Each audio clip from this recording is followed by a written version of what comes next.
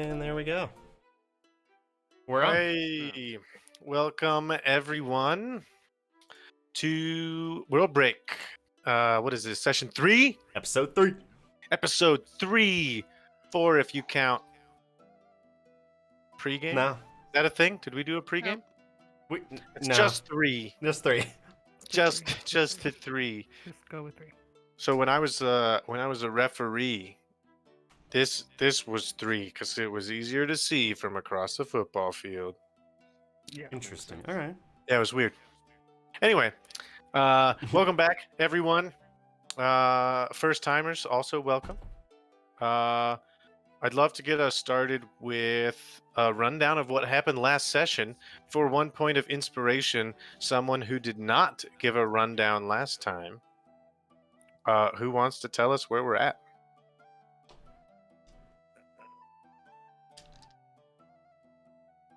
I feel like I'm gonna really butcher it, but I'm gonna give it a shot. Give it a Go shot, for it. Keisha. Go for it. So I'm gonna start from the very beginning. Do a quick one. Previously on, we all met up at a tavern, and good God. It's like stage fright. I don't know. I had it in my head just a second ago. You guys can group in if you want.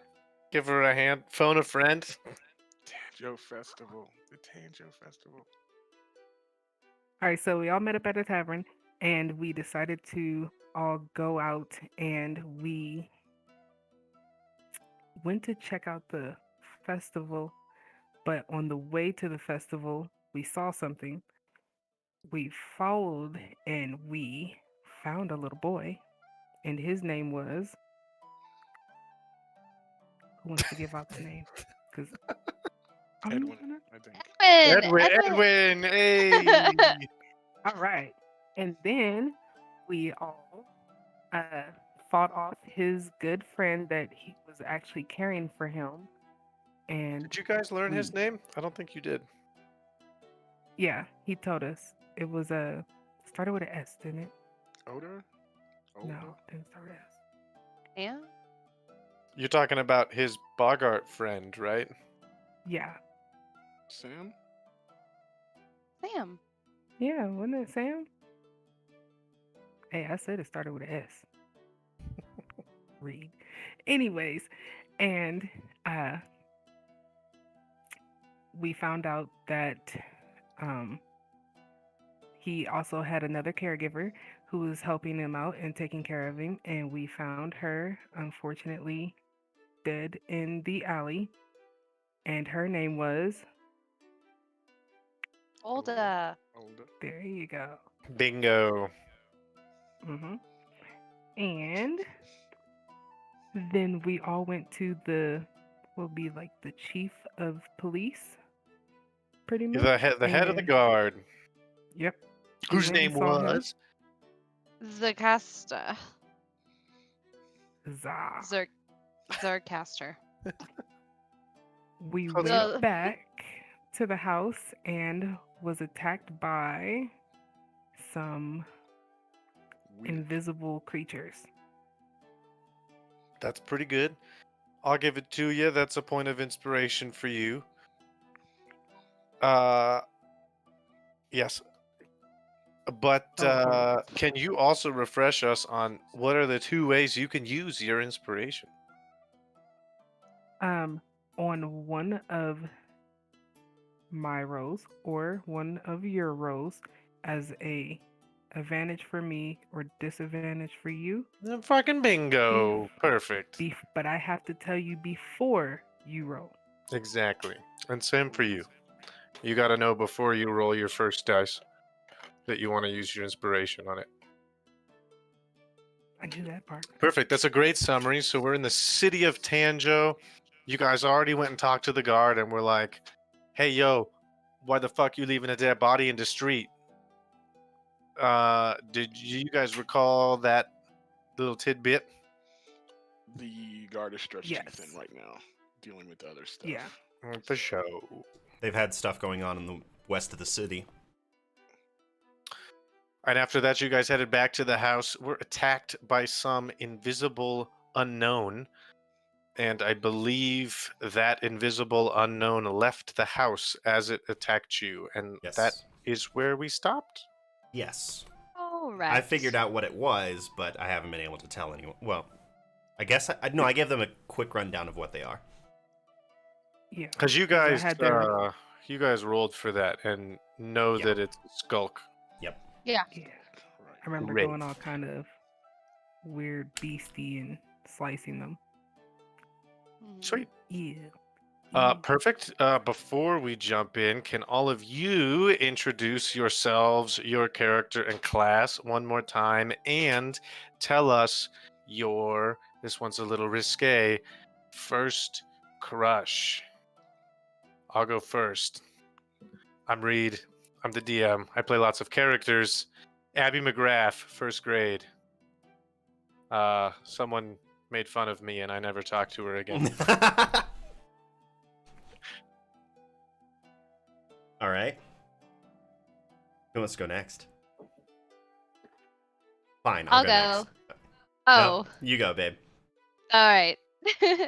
So I'm Nicolette. I'm playing Umiko. She is a cleric. My first crush was kindergarten or first grade. His name was Tucker Markham, and I would chase him around the playground, and he would run away from me. Sounds about Nice. right. Very Sounds about nice. Typical Nicolette.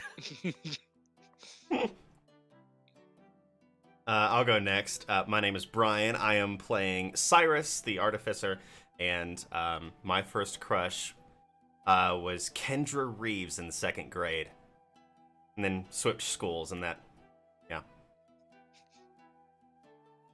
Richard and Keisha. I'll go ahead and go. Yeah, so my name is Keisha. I play Nama. I'm a Loxodon druid. My first crush.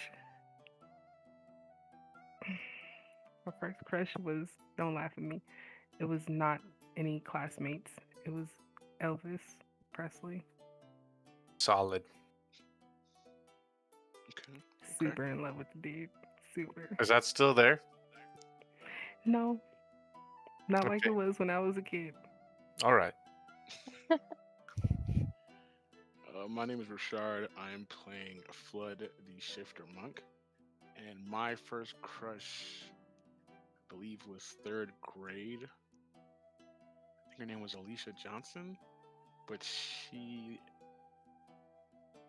or my friend in the same class had a thing for each other, so that never panned out. Oh. It happens.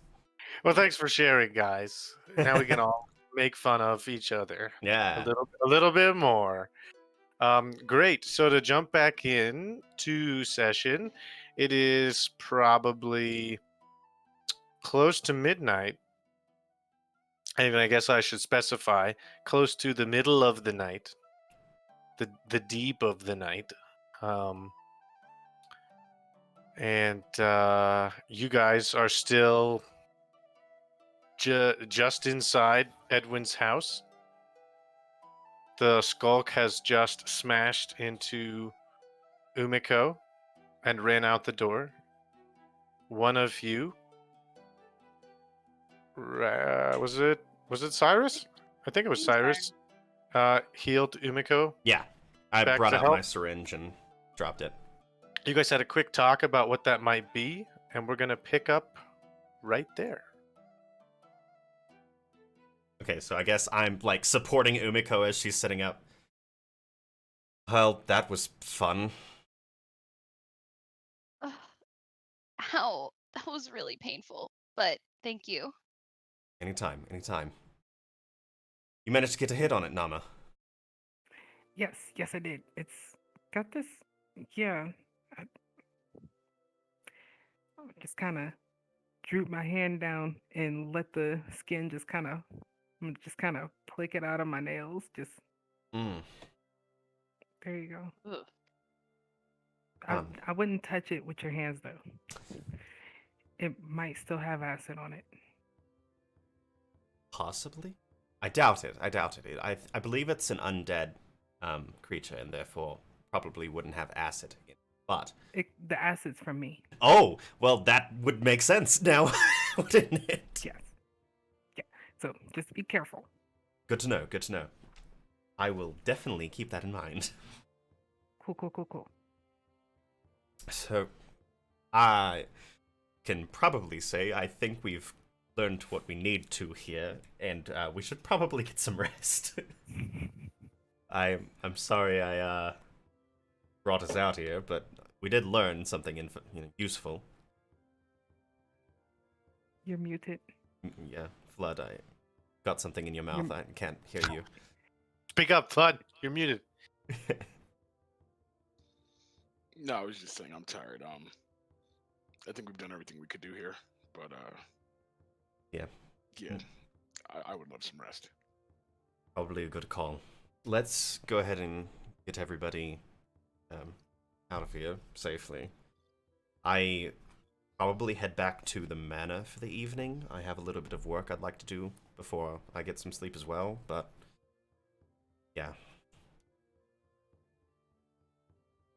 I say let's. Yep, because I'm hungry. So are you just like turning around and walking away, Cyrus, or No, I'll walk them to the tavern. Cyrus, can I have some help walking? Sure thing. Yeah, Oh. actually. And I will pull out this rod that I can extend and hand it over to you. I hold this for my brother sometimes, so it's useful. Oh, How Thanks. injured are you? I'm okay, just tired and shaken up. Okay. So just sore and just startled. Yeah. Gotcha. Ooh. I see some smoke over there. Oh, am I going too hot right now? I'm sorry. It's okay. Do you need it's some okay. water? No, I'm fine. It's normal. Anytime I get kind of riled up, the flames get a little hot, so will you describe this contraption you've handed to her a little bit more? Oh, sure. So it's essentially like when you first hold it, it looks like just like basically right past hand size. It's got a little handle on the top, but if you give it like a little bit of a pressure, it will have sections that will come out into basically a whole cane. But there's a small crane engraved in the handle. Boom. Tinkered. Sweet. So you guys are heading towards Filler Up? Yes. Mm-hmm. Fantastic. Most of your walk is uneventful. Cyrus, these city streets are fairly familiar for you. It only takes you a couple blocks to get back to the main thoroughfare that goes around the pond, the main harbor of Tanjo. And once you guys reach the thoroughfare, the rest of you will recognize kind of where you're at. You can see the mostly quiet now People's Market off in the distance where you guys kind of congregated and met. And you'll walk down a street parallel to it and down to Filler Up just before the northernmost gate. You will see one guard standing guard at the gate. Cyrus, you know there's usually two, so this kind of corresponds with some of the information you guys have learned already. Mm-hmm. And the swinging double doors of Filler Up are available to you as you push on through, and they creak and moan. You will see not Sammy this time, but Lindell, taller human with curly blonde hair, just sort of sitting on a stool behind the bar, and she looks up as you come in. Welcome, Lindell, Cyrus. Long time no see. been a bit busy. How are you? I'm well. What can I do for you? And your friends? Yes, friends. round if you don't mind. Sure. Oh, no, not for me. I'll just have water.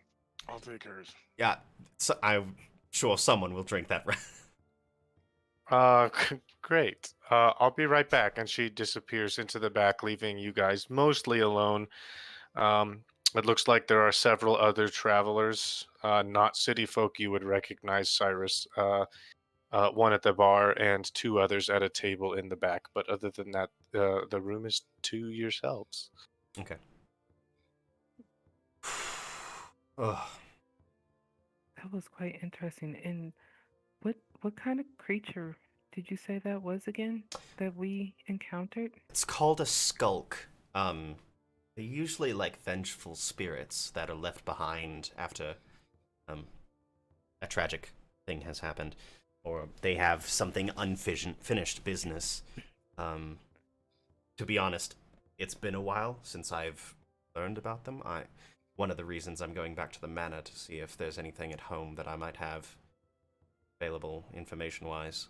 See if there's anything that could help. So, And if I recall, when I got knocked out, I think I remember hearing 2 sets of footsteps, and not just one. I did not know that. That's good to know. So what do you think it could be the boy's parents? Possibility. It definitely coincides with the fact that there's two of them, two parents, came back to the house and have been damaging the door and everything since then, so very possible. About this time, Lindell comes back through the swinging doors, holding 4 mugs of ale in one hand, surprisingly sturdily, and places all 4 of them on the table, turns to you. That'll be 4 copper, please.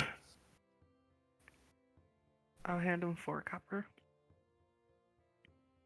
She will quickly swipe it up off the table and disappear back into the kitchen. All right. Cool. Cheers, my friends. Definitely need this. Yeah. Mm.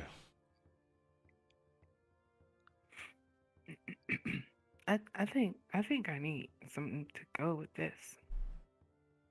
What was her name? I think I need some bread. Lindell. I'm gonna scream her name. Well, what kind of scream are we talking? I'm just Miss Lindell. Lindell. She'll come out several seconds later.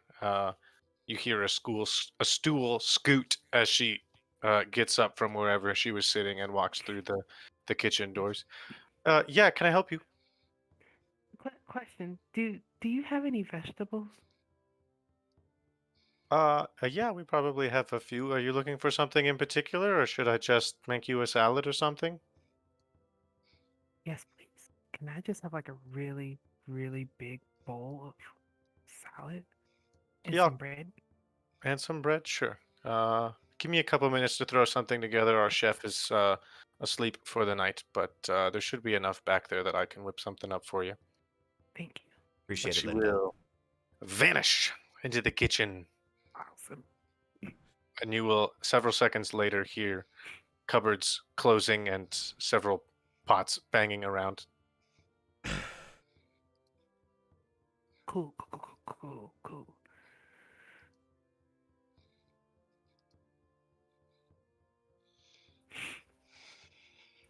Uh, Oh, the the couple at the table behind you gets out of their chair, leaving a single gold piece on the table, and heads up the stairs towards their room, leaving you guys with a single patron at the opposite side of the bar.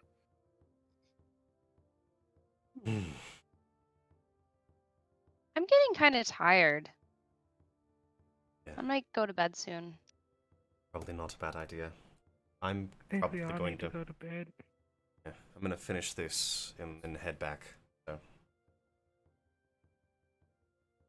Well, Night was crazy. yeah, hell of a time to meet all of you. Yeah, it was. Yeah. Should probably So, go and find out who killed that old lady tomorrow. Just, yeah. guess that's the intention at least. So, Cyrus, where should we meet you since you know the area? I'll meet you here in the morning. Okay, how early? Sleep in a little bit. It'll be fine. Okay. Prompt. I like that in a character.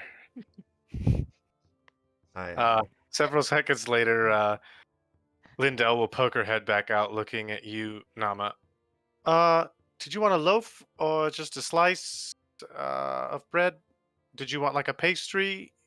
We have a couple older ones I could give you for cheap. I'll just take a loaf. Okay. And she'll pop her head back into the kitchen. Cyrus Cool. finishes his drink and sets it down on the bar. Well, I suppose I'll see you all in the morning. Right. Nice. All right. And I'll head out. Sweet. All you guys have a good night, and you have a safe travel back to your home. I should be fine, but thank you. Make a perception check for me, please, Cyrus, as you exit the facility. That is, I believe, just a 10. Great. You leave. Yep. Cool. A couple seconds after Cyrus leaves, Lindell will walk through the kitchen doors, set a large bowl of what looks like mostly lettuce with some cut up turnips and carrots, and some other small basic vegetables thrown in with it. Nothing rotten, but it doesn't look fresh. And then she disappears back into the kitchen and comes immediately back out with a loaf of bread. And that'll be 5 silver, please. And to give you Alrighty. some perspective, a full loaf of bread is about 25 slices. So that's a lot of Cool. bread. You said. All right. And then how much? 5 silver, please. Cool. All right. And I'll hand it to her. And are you Well, guys I'm gonna hand her a gold piece. great? She'll disappear again. And this time not into the kitchen, but underneath the bar. Rummage through. You can hear the sound of coins and come back up with 5 silver for you. I go. No. Have you guys paid for your room for the night? Have we? I don't Have we? believe we have. Did we? I think we just went in and ate. That I was it. don't think so. Shoot, Yeah. Cyrus should have told us what to say. I guess do we all want to No. share a room or? It doesn't matter to me. I'm not gonna lie. I snore. I know I snore. I just don't want to be alone because those things really creeped me out. It's If you it's wanna not share a room, that's super fine. expensive. I mean, we're not a shithole, but we're not the Ritz. That's canon now. The Ritz is a place in town. It's a silver piece a night per room. So, I mean, even with the extra you just paid me, that's 5 rooms. So you guys can each have a room you can share. It's up to you. Yeah. Mama, I'll Okay. stay with you. Okay. And Cool.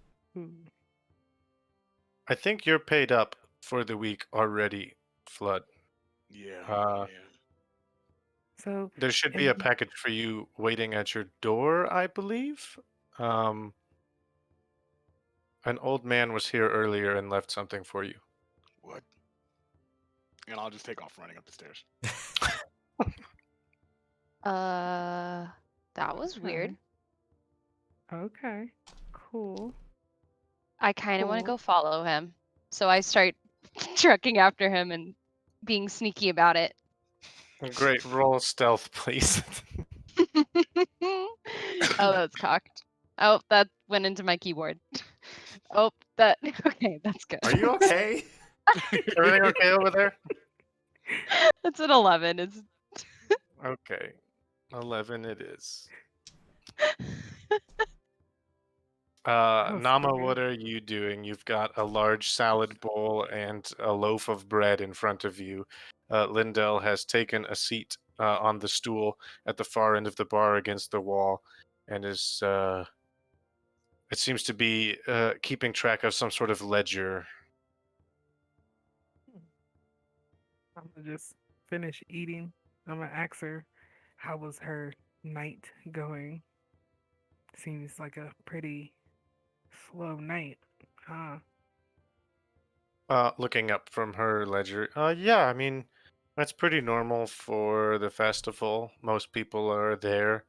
And our rush of people coming back from the festival happened about 30 minutes ago. So most people have already kind of checked out for the night. But that's pretty normal. I have a question.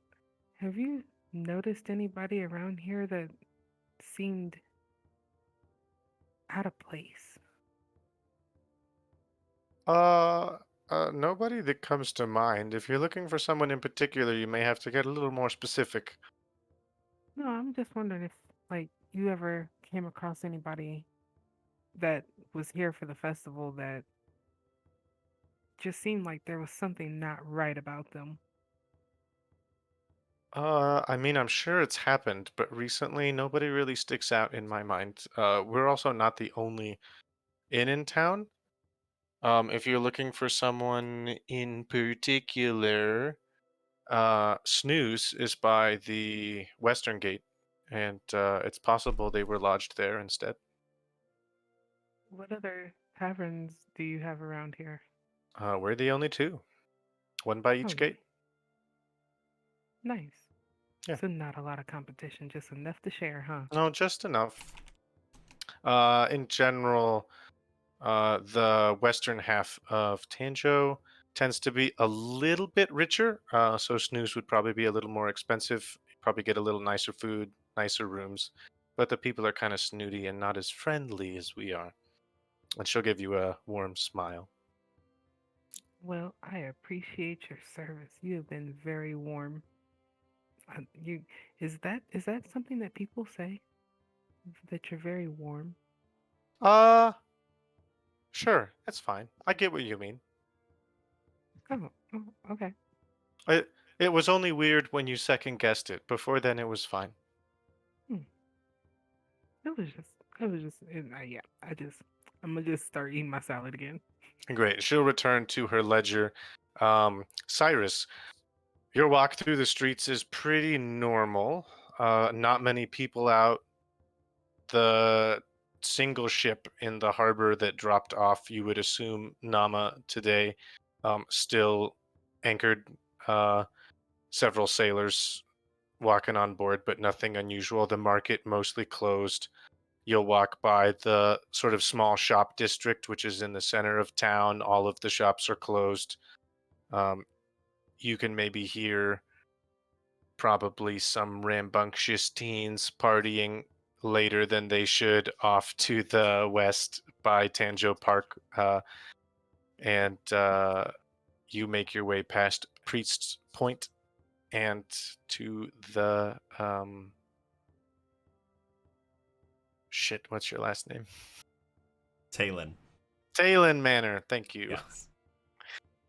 The door is locked, but you have a key. You're able to go inside just fine.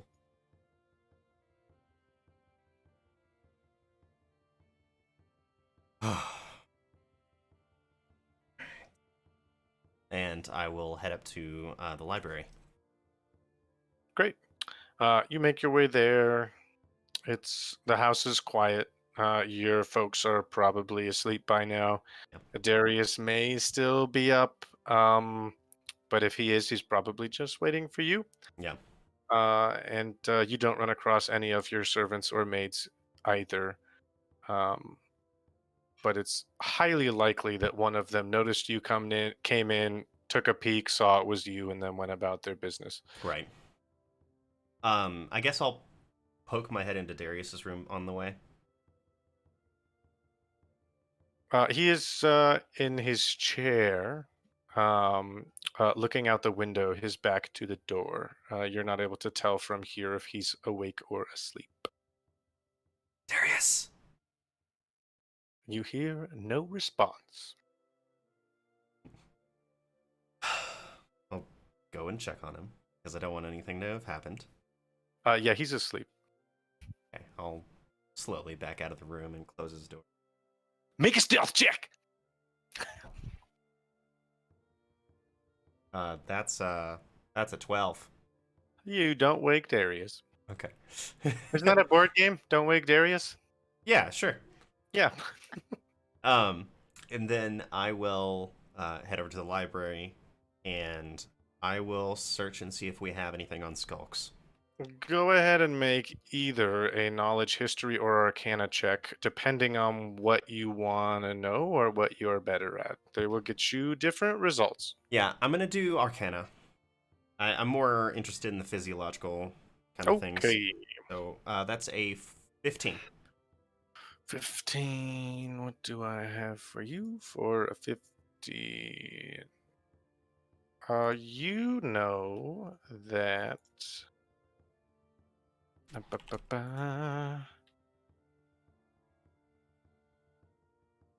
You know that skulks are technically. After you probably paged through 6 or 7 books and put together some different pieces of information from some different mentions of them, mostly being used either rarely by evil-leaning wizards as familiars or assistants, but mostly through tales of towns or groups of people killed before their time or in large tragic situations. Um, you know that they're technically not undead. Uh, they are classified as a medium humanoids. And the few cases that they have been seen in come from them being viewed in reflections.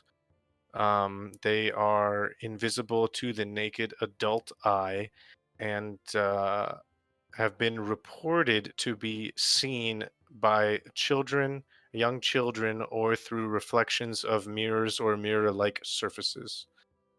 And that is what you find in your library. You do know there is a much larger library in Books Block at the Yeah. very northwest corner of town where you may find more information. Yeah, I planned on going there tomorrow anyway. Okay. That's good enough information for now. I'm probably gonna hit the bed after that. Okay. You do so. Roll for sleep. Just kidding. 17? Out like a light bulb. Yeah. Jumping back to Flood, you rush up the stairs, taking a sharp left up the 90-degree turn on the landing towards the hallway, which bends around the top of the tavern. There's sort of a banister, so most of the rooms come out onto a hallway and can look down on the tavern.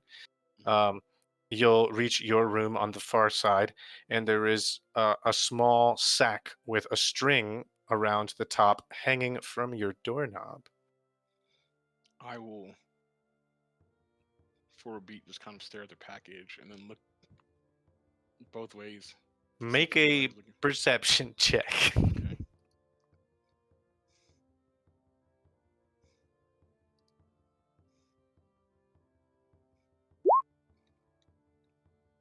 Say 10. The coast is clear. Nobody's watching. Okay, I will take the package off the door, open it, and then quickly close the door behind me. Great. Umiko, you will see the package and Flood, who will take it off the door after quickly looking around and not noticing you. He takes the package, opens the door, closes the door behind him, and vanishes from your sight.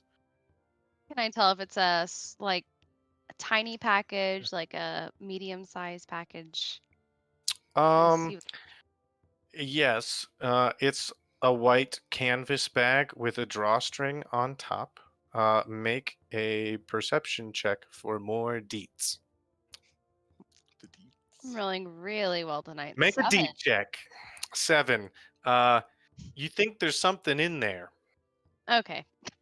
You're not really sure what it is. It didn't make any noises that you heard and didn't behave in any way that would give away what was inside in the brief moment you glanced at it. Okay. But from there, Flood, you're in your room. You have the package. I will go ahead and slowly and like for some reason cautiously open the bag to see Are what's you checking for traps? inside. No, I'm not. Okay. Just carefully opening. Right. Okay. You pull the drawstrings and open it. You will see a familiar sight. There is a single blue roof tile next to um, so a bottle of ale that's empty, and you recognize it as either the same or the same kind as the old man gave you the night before. Okay, I will investigate them. Great. Roll for investigation. Oh, please. Shit, that's a 4. Uh, you know that it's a blue roof tile and a bottle of ale. You do know with a 4 that the ale bottle is empty. I will curse silently uh, at the empty bottle and put the tile and the bottle next to the bed and go to sleep. Okay. Umiko, you are crouched at the stairway. You can see down the stairs below you Nama enjoying a bowl of salad and a whole loaf of bread. Don't know where to go because I don't know which room we're gonna have. So I go back down the stairs. I said that out loud to myself. Okay. So I stand next to Nama and I tap her on her arm. Yes. Hey, Yes. I'm really tired. I don't mean to be a party poop, but do you know which room is ours? Uh, Miss Miss Lindell, did Linda will look up to you, cut you off, and just slide you a key. here you go. Wait, which room is this? And I look at it, and it is. Uh, there's a large 12 written on it, and she will point up to a corner room. That one there on the corner. Nice Okay. view of the gate. Thank you. Ooh, Here you go. And I hand her the thank key. you. All I right. will. When I'm done, I'll be up as soon. Yeah, I'm gonna finish my salad. Uh, Oh, it's Do okay. you, and do you want your some? room comes with food in the morning. The kitchen will be open when the sun rises. Ooh, awesome. So I will just skip along to the stairwell and make my way up to the room. Great. You open I the door. I open the door. You step inside. I It's a step room. inside. There's a single bed and a carpet I with investigate. a small desk and a chair. There's a corner window looking out into the street. There's a gate and a single guard. Okay. Um, I'm going to say, "Hey, Pinsworth, come check out the room." Your So he'll small hermit crab will scuttle out from your neck and down your arm and onto your hand. and I show him around. I think this is pretty good. Not the most comfortable, but hey, it'll work. And I put him on top of my head. Can I try to open the windows? Make an investigation check. Okay. Yeah, that's pretty good. 13. Yeah, it takes you a couple minutes of looking around the frame, but you do notice that most of the whole window itself takes up about 5 feet by 5 feet of the wall. It's very large, but covered in narrow square panes. and the exterior has no latch to open at all, but there is a 4x4 square in the middle that is openable, and you figure it out. Okay. So I'll go ahead and open the And windows up. windows are actually kind of strange for you in your home under the sea. Uh, there's not really a need for much window. Uh, Mhm. they're mostly just open holes because windows block the flow of water, which you guys, for the most part, enjoy. Um, so the glass and pane part of a window is a little strange to you. Not like what the fuck is that strange, but you would be used to open windows. Huh, this is new. Huh, whatever. People above the ground are strange. So, can I see the moon in the sky?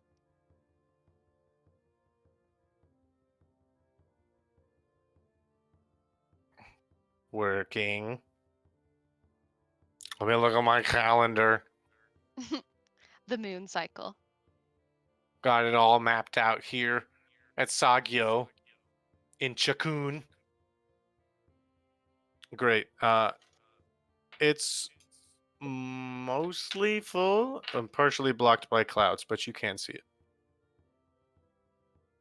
So, you will see me lean over the window and just kind of look up at the moon and just say, "Oh, Yami,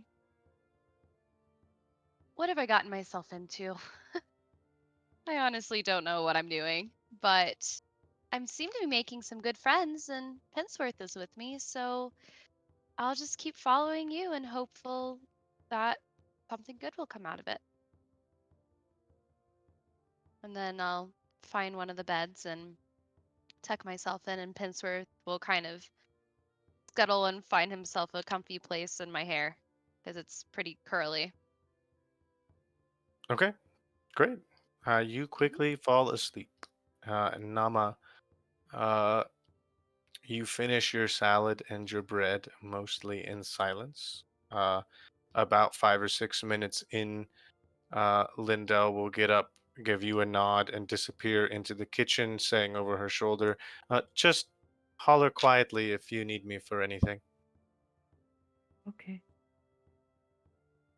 Thank you. She'll poke her head back out. You're welcome. I'm gonna just finish my food and then go upstairs. Well, no.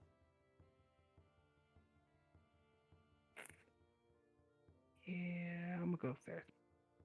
You make your way to the room. Um, Upon opening the door to your room, it was unlocked. Umiko didn't shut you out, but you do see that there is only one bed in the room, and she is in it. Cool.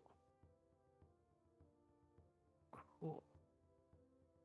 Now, is she under the blanket? I would assume so. Yes. Okay. Umiko, describe how you're sleeping, please. There you go. Yeah. Well, first off, I am curled up in a ball, and Pensworth is like curled up in my hair, and I will have some drool coming out of my mouth. Cool. Cool, cool, cool. So she's curled up in the fetal position, knocked out. So that means that there's like sitting space at the foot of the bed. Yeah, probably. Umiko's pretty small. Yeah. I'm gonna just kind of pull the cover up from where her feet are, and I'm gonna sit at the foot of the bed and just sit up against the wall and go to sleep. And pass the fuck out. Yeah. Fantastic. Uh, let's see here.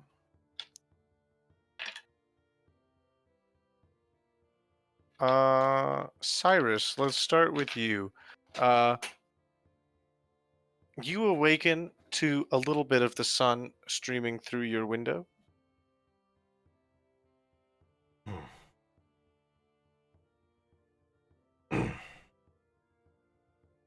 Oh god. Okay.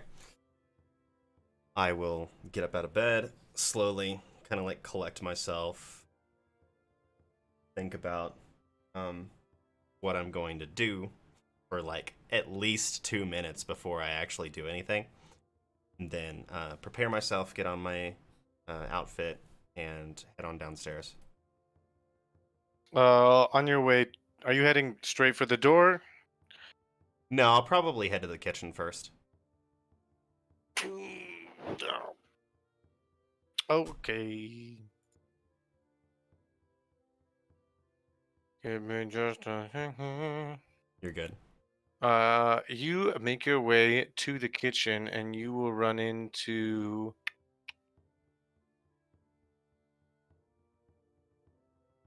You run into Praline, setting the table. Morning, Praline. Pastor Cyrus, good morning. How are you today? I am fine. How are you, sir? I'm okay. I'm okay. Got some business I need to take care of today. So I'm sorry, but I'll have to leave Darius with you. That's totally fine. Um, what has Catherine made for breakfast? It looks like porridge this morning with some pastries and honey. Wonderful, wonderful. I'll have a little bit and then probably head out. She will remove the silver top from a tray, and you will see a bowl of porridge and several pastries ready for you. Thank you, thank you. Has my father been out here this morning? Yes, sir. He has already left this morning on his way to the docks, and your mother also left this morning as well. She wanted to go for a walk and watch the sunrise. Sounds like a wonderful day for her. Good to know. Thank you so much. Thank you so much. And then I'll hop into starting to eat while she's doing her thing. Great. As soon as you sit down to eat, she will disappear, leaving you alone in the room. Yeah.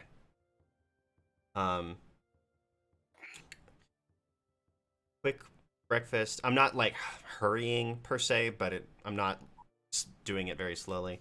And then I will take my dishes and set them in the kitchen and then head out. I think I remember her name. Yep, I did. You will see the backside of Catherine working away in the kitchen as you set your dishes down. She will turn, glance over, and see you. Oh, dearie, thank you. Of course, Catherine, of course. Thank you for the wonderful breakfast this morning. Of course, anytime. Well, I'm out for the day. If I'm not back by sundown, tell my father that, well, I should be running into him, but I've also left Praling in charge of taking care of Darius today. Do you expect not to be back this evening? I'm not entirely sure, Catherine. Should we be concerned? No, I don't think so. There's just some business that I need to attend to. All right. If anything happens, I will let them know. Appreciate it so much. Stay safe, young master. Will do my best. And you as well. And I will head out. Great. Looks like a nice sunny morning. The workers that you've seen the past morning not quite started yet on the garden around the longhouse across the street. Yeah. Still fresh dew on the flowers and grass. Not many folks out. Everyone you see, either a guard or official looking like they're heading on their way with purpose to something to start their day. Of course. Since I'm heading towards Filler Up, I'm going to stop at the docks on the way, see if I can do a quick chat with my father. Okay. Is anyone trying to wake up early of the three of you? Or are you guys sleeping in? Oh, I'm up because sitting up and sleeping is not the best sleep, but Okay. it's sleep. We'll jump to you then for a moment. You wake up also with the sun. Umiko still snoozing in the bed, sprawled out. I just sneak back out of the room. Hopefully, I don't wake her. And I am actually going to go down to the Like what? Where is like their bathing area? Is there one or Are you no? gonna go down and ask? Yeah, guess so. Yeah, I'm gonna go down and see who's down there. Great. You make your way downstairs fairly stealthily for a loxodon. Um, uh, and the kitchen is already bustling. You can hear the grunts of Gronk working away, and Sammy bustling around, giving several patrons their breakfasts and drinks for the morning. She greets you. Hello. Good morning. Good Good morning. morning. Uh, Can I get you some food? could ooh, yes, but is there somewhere I can like bathe first? Yeah, there's a large harbor right outside. You said harbor. Yeah. Like, okay, okay. Yeah, I'm gonna take that breakfast first. All right. And she will quickly go into the kitchen and bring you out a large plate. Uh, hmm. Oh, uh, she did not remember. Your plate is full of sausages with eggs and some vegetables. Uh, do you have any porridge or oatmeal, my dear? Yeah, we could do that too. She'll disappear again and bring it out several minutes later.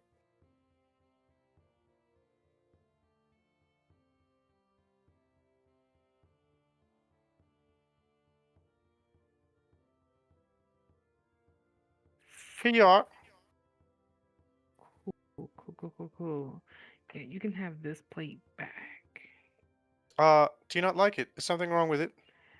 I don't eat meat. Matter of Oh, fact, I'm here, so how about sorry. this? Instead of taking it back, can you set it to the side for my friend Flood? She'll pick it up and set it like 2 inches next to where it was. Ready to go. Okay, I gotta go. Can I come back with the bowl? Yeah, you want to take it to your room? I'm taking it out of the tavern. I'm going down to the harbor. If you bring it back, sure. If not, I'll pay for it. But Great. I'm pretty sure I'll bring it back. Yeah, go ahead. All right. And I'm gonna just pick up the whole bowl and just walk out. Okay. Okay. You do so. It's a fairly cool, crisp morning. Still dew on some of the grass that clings to the corners of the streets and the houses around the block. The gate is open to your right and to your left. The harbor is mostly quiet, with several people bustling about, walking with great intention and purpose. Hmm, okay. Okay. Everybody's so. It's morning. I'm gonna just eat my porridge like it's soup. And just. You slurping it out of the bowl? Mm-hmm. And I'm Mm, headed down to the harbor. great. Super. What do you do when you get to the harbor?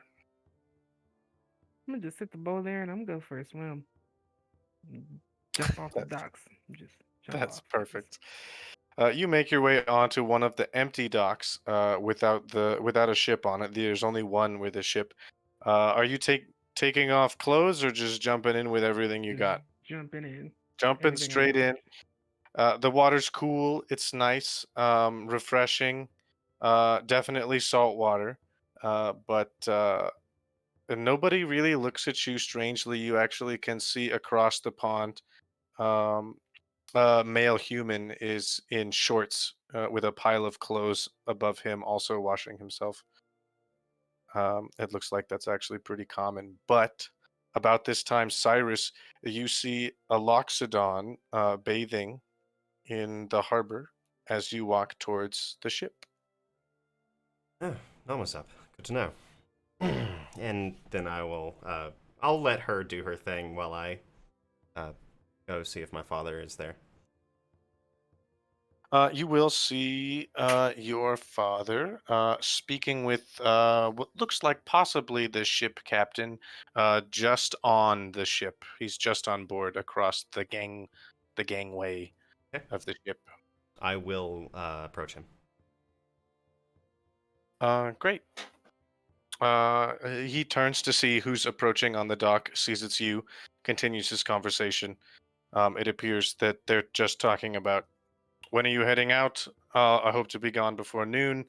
I should be back in a couple days with another hopeful, a load of tourists. Um, and you hear him mention, bring those supplies back when you come. Make sure you're ready for another shipment when you come back. We'll need some extra room. And he'll turn to you. Cyrus, good morning. Morning, Father. How are you today? I'm okay. Have a bit preoccupied. Quick question for you. Are you aware that the god is a little stretched thin? Yes. It's been a couple weeks since we've had we started having some problems off to the west, and we've begun sending some of our limited guard out to investigate. Because usually, to be honest, not much happens here. Don't I know it? Don't I know it? But what's happening over there that is causing us to be short-manned? He will tap the captain on the shoulder. I'll talk with you more later, and turn walking with you down the dock. Yeah. There's been some. We've heard rumors of increased goblin activity around the Sukoshi Mountains and coming down east, down the Arrow. Um, you would know the Arrow as the name of the road between, essentially, the main road from Tanjo to the mountains. Okay. Off of it are branched farms, and that's pretty much it until you hit the mountains, which is mostly quarrying stone and mining. And the lumber needs of the city would also come down the Arrow from the Sukoshi forest behind the mountains. Right. But the Arrow would be kind of the main and only thoroughfare between the two. Okay. Goblins. Interesting. They usually don't have. I mean, we don't usually have that much issue with them. Occasionally here and there, but is there larger groups of them that are like?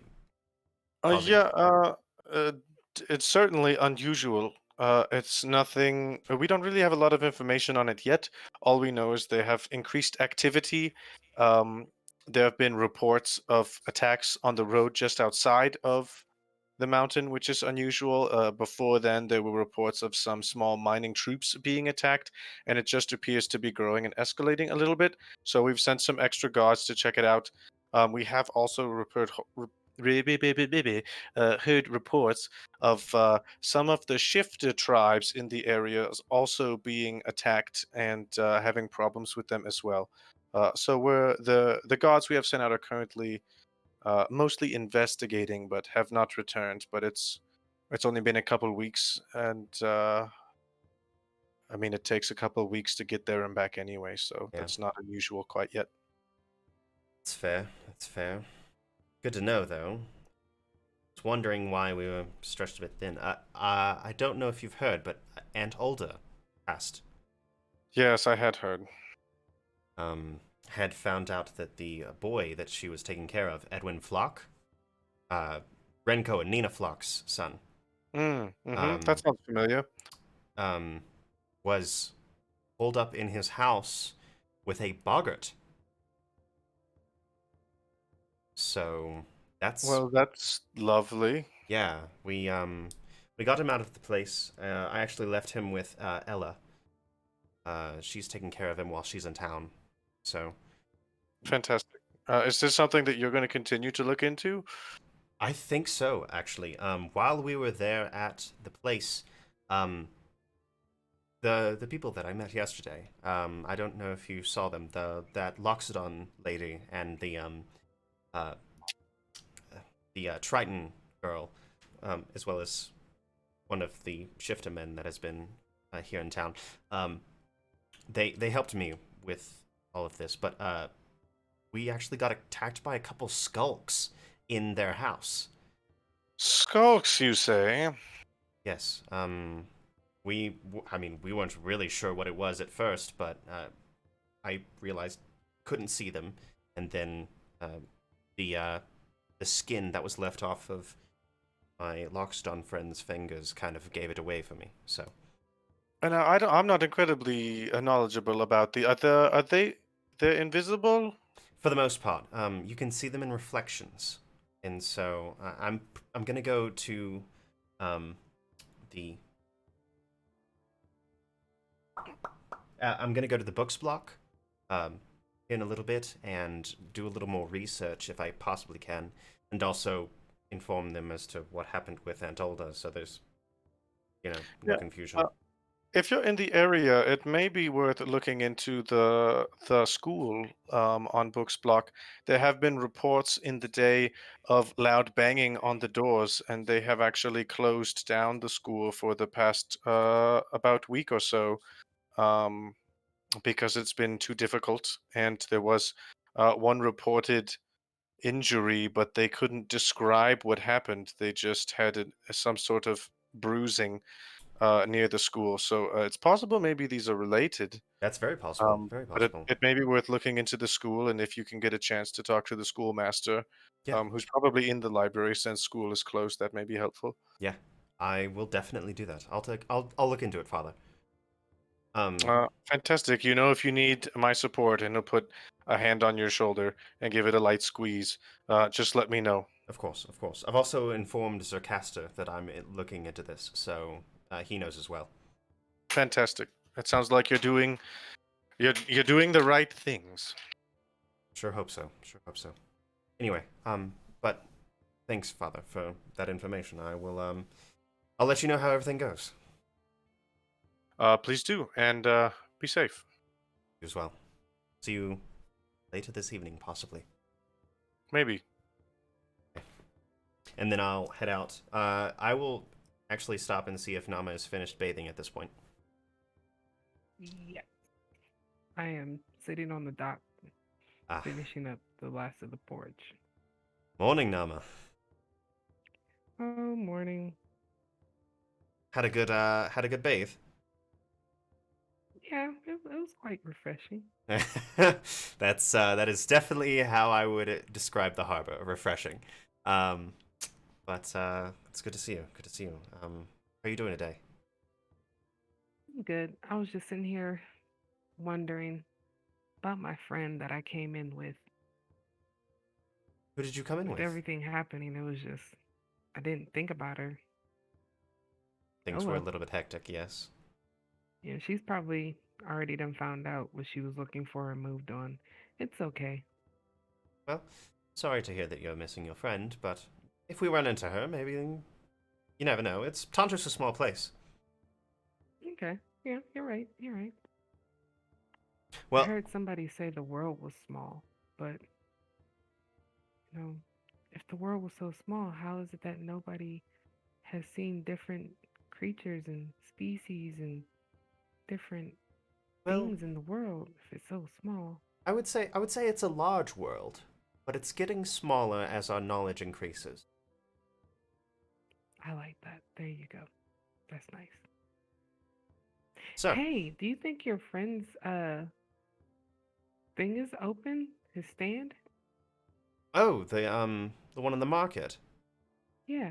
Very possible. He does tend to start pretty early. Farmers, they get up with the sun, so um we can always go check if you'd like.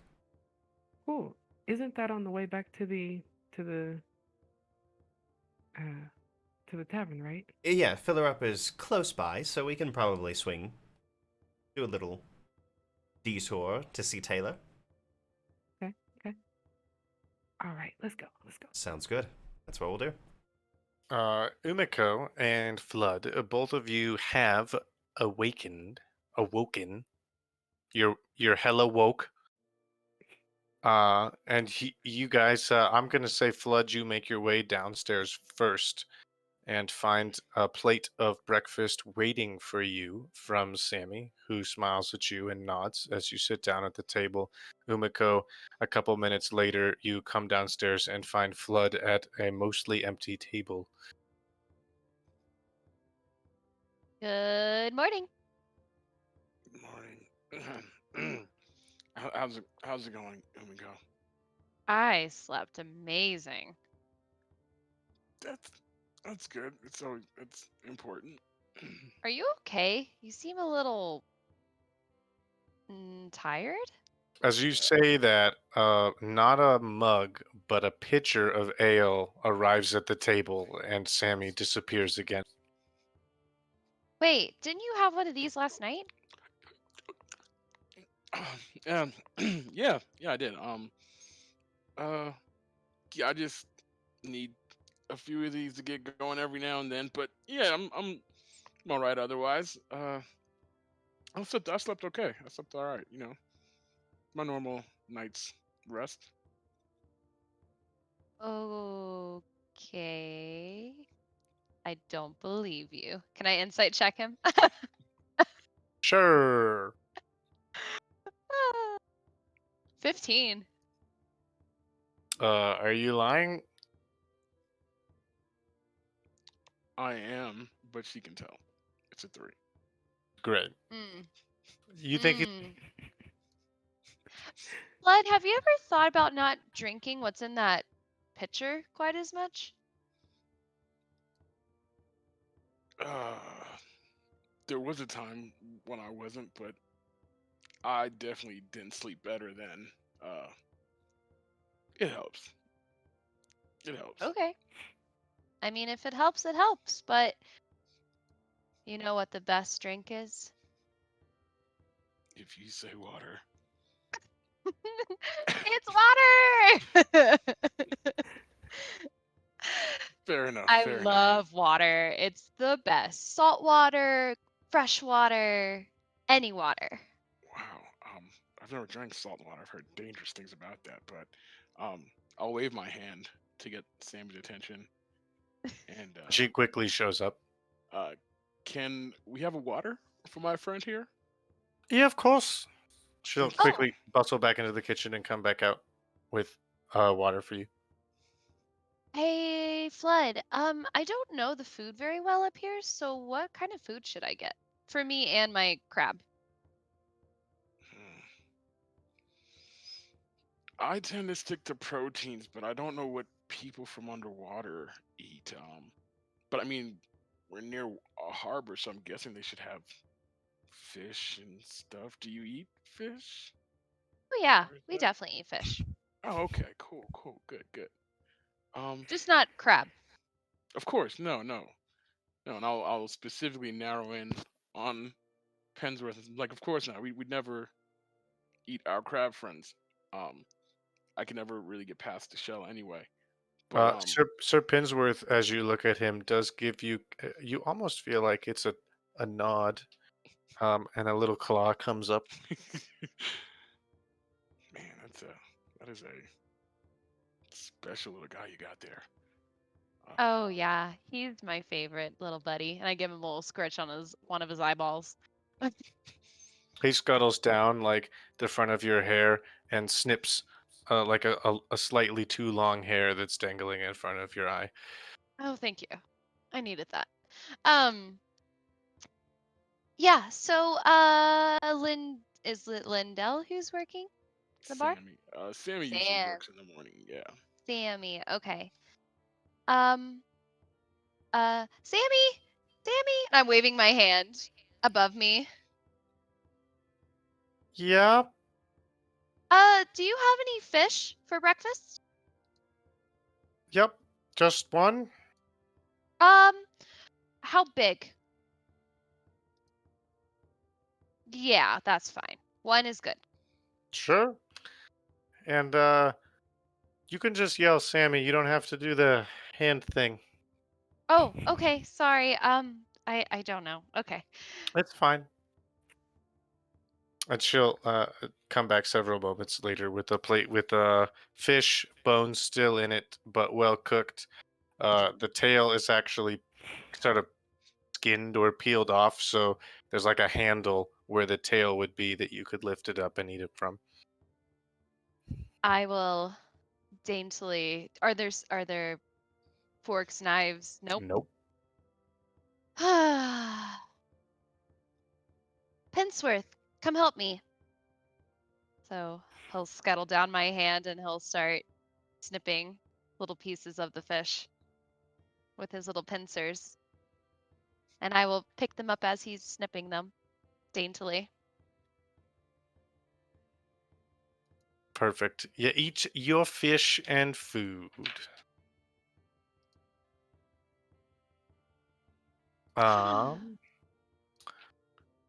We can jump back to Nama and Cyrus. You guys show up at the same vegetable stand you were at yesterday.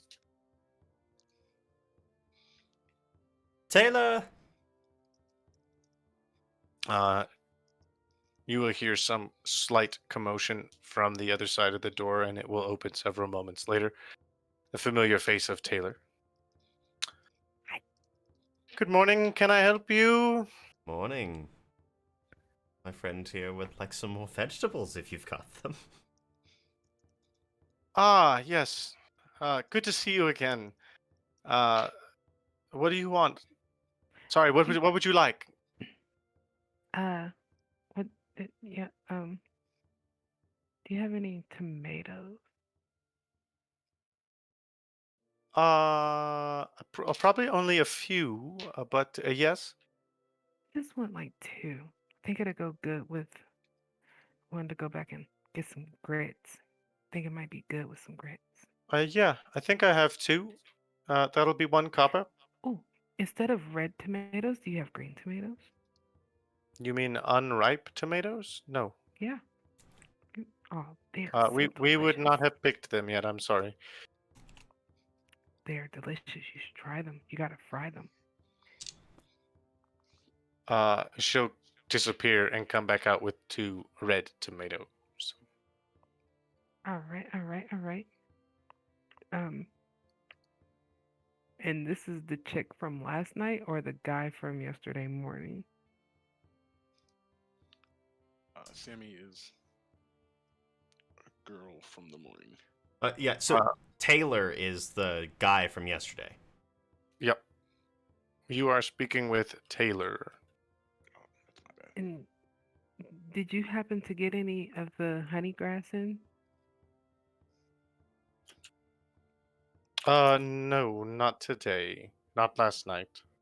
We Okay. usually don't get shipments every day. It's usually kind of on a weekly basis. All right, so come back in a week. Yeah, we may. We don't usually grow a lot of honey grass, if any. I mean, if I see any, I can try to set it aside for you, but it's not really a regular staple supply of Well, ours. you don't remember me from yesterday? You already told me that, Oh, I remember you. and I paid you. Yep. You paid me Yep, for when I have it, and that could be a minute. that is fine. I was just making sure that you remember me, Oh because no, I remember. Whenever I find some, or if we grow a little, I will save it for you. But it's not gonna be like a weekly shipment. If you want to pay extra, I can make sure we plant some. But then you're waiting for it to grow. I mean, that's up to you. We can do that if you want. that's too much. Okay, I will just wait and see if you get some, and if not, I will just use what I gave you to buy something else. Okay. What else would you like? I'll come back in a week. I'll see you in a week. Okay, great. Don't forget though, as I walk away. Appreciate it, Taylor. Okay. I know he probably thinks I'm like super strange, but it's just, I know you probably had the farmers I lived with, they said that they had candy. It's, yeah, I'm not.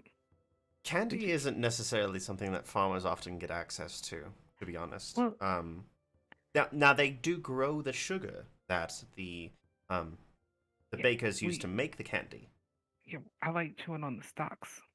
Yes, that's the always been sugar fun. cane. Whenever I was a young child, my brother and I would actually go out and find little sugar canes, and we would sit there and chew on them during the day. It was quite a good time. They are quite delicious. But no, they said that they turn them into like this liquid, almost like they boil it, Mm-hmm. and it gets really hard and it becomes a candy. I never had that until I met them. They're really quite interesting.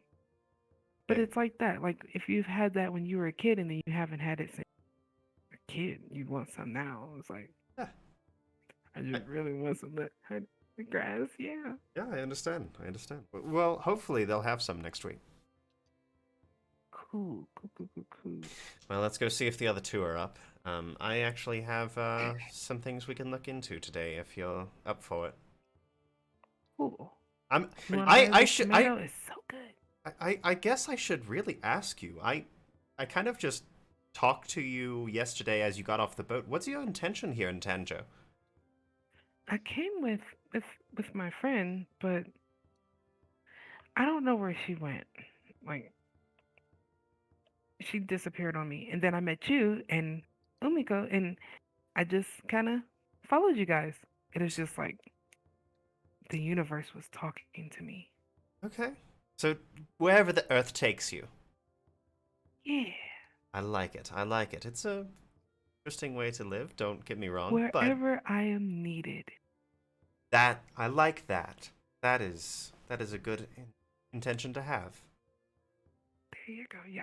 Well, I am very happy that you are willing to help me with my need. Not a problem. You are really, I love, you're very interesting. And I've never seen anybody like you, or Umiko, or Flood. And I I feel bad for calling him a dog, but Yeah, the shifters can be a bit picky about that.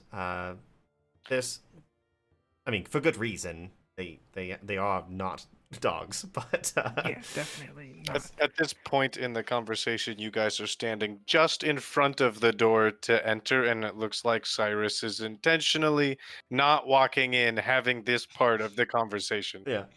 But I mean, yeah, I understand the misconception, but we are definitely a interesting group. That is for sure. But I like it. It's definitely got me out of my comfort zone. So Yeah, everybody's pretty cool. Umiko is really interesting. there And I she love is. her little crab. He's so adorable. He's elegant, and I enjoy that. Yes. So Oh, you well, want some of this tomato? Have you ever had it in some oatmeal or porridge? I So good. I can't say that I've had it in porridge before, but I have had their tomatoes. They're quite good. So, shall we? Sure. Let's go. We'll step inside. Great. You guys will see Flood and Umiko eating breakfast together. At a table, there's probably 4 or 5 other seats around this large circular table. Um, 5 or 6 other tables with 1, 2, one with 4 people at it. No one you recognize Cyrus as a regular in town. It looks like just travelers either coming through or leaving. Okay. But you make your way to your new friends. Well, good So you morning. will see. Oh, sorry. No, you see. I was gonna say, as they're approaching, you'll see Umiko just talking off Flood's ear, not letting him have a break to say anything, saying like, "Oh, and there was this one time 3 years ago when I was with my sister, and we were underneath this rock in the ocean, and then this seahorse came along, a really big seahorse, and so yeah." Yeah. Mhm. And that's Flood will essentially not be looking at her, but just have his face on the plate, just like eating furiously, and just every now and then making sounds of acknowledgement, like Yeah. yeah, oh right, yeah, So that's so I see something. you got the plate that I left for you.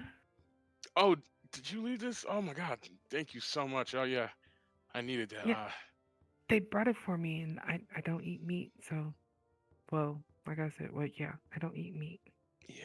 and I didn't know if Umiko was gonna eat that or not, so I was like, I didn't want to say it was for her, and then she'd be like, I don't want this, and I know that you'll eat it, so Thank you, thank you. it Yeah, I worked mean, out. yeah, I'm glad we were able to find Umiko something to eat. Cause yeah, I'm not sure. Like I said, Wet people from under the sea. Apparently, fish. Yeah, apparently. I'm right here. Yeah. Oh yeah. Yes. Good morning. Good morning. Yeah, so we eat fish. We eat a lot of fish. Makes sense. And mainly fish and seaweed, you know? Yep. So Seaweed? I can eat other things. I just don't know what they taste like or what they'll feel like in my mouth. So That's fair. That's fair. But at A some whole point, you should texture try them. concept. Okay. Yeah, I'm sure that not having everything be wet is definitely new for you. Yeah. So what have we Boy. learned here? You're used to being wet, and you need to try putting more things in your mouth. That aren't. That's where we're at. Yep. You need to know how they Look. feel. yes, Yeah. exactly. So if anything you guys like, tell me to try it and I'll give it a taste. Sounds like a plan. Well, guess we'll sit down and let you all finish breakfast. Oh yeah, no, I'm good. This is like my second plate, and I'm quite Fair enough. Awesome. I was just about to get a second plate. sure. By all means. And Miss Sammy, Yes, how can I help you? can I get another bowl of porridge and a knife, please? Yeah, sure. Oh, Sure. and I did forget your bowl. Okay, I will pay for it. fine. Yes, you will. And she'll walk back into the kitchen. I come out several minutes later with another bowl full of porridge and a knife. Thank you. And then I pull out my tomatoes and I hold them in my hand and just start slicing them and just lay them across it. Make a dexterity check, please. Awesome. I have this whole mouse sitting here.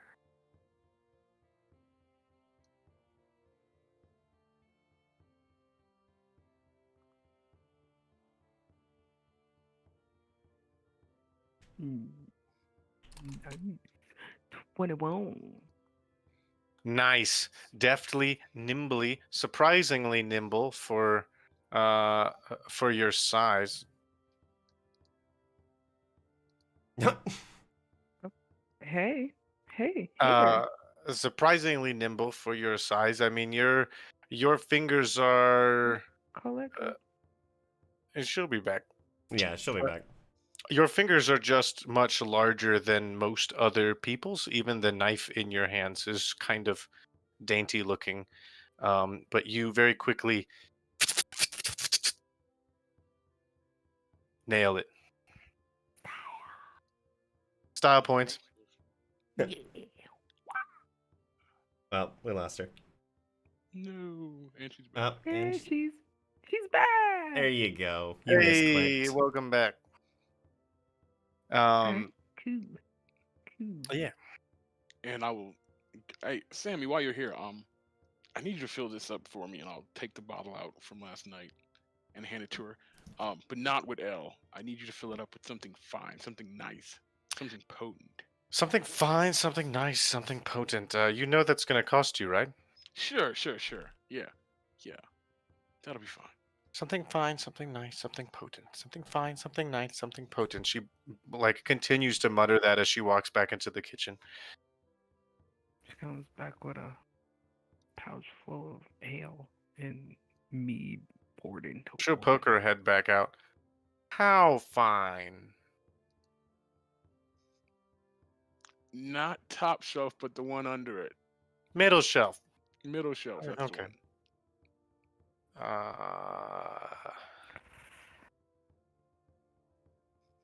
She'll come back out with an actually pretty fine looking bottle of wine, and pour it into your flask. It's got a pretty thick consistency to it, almost like a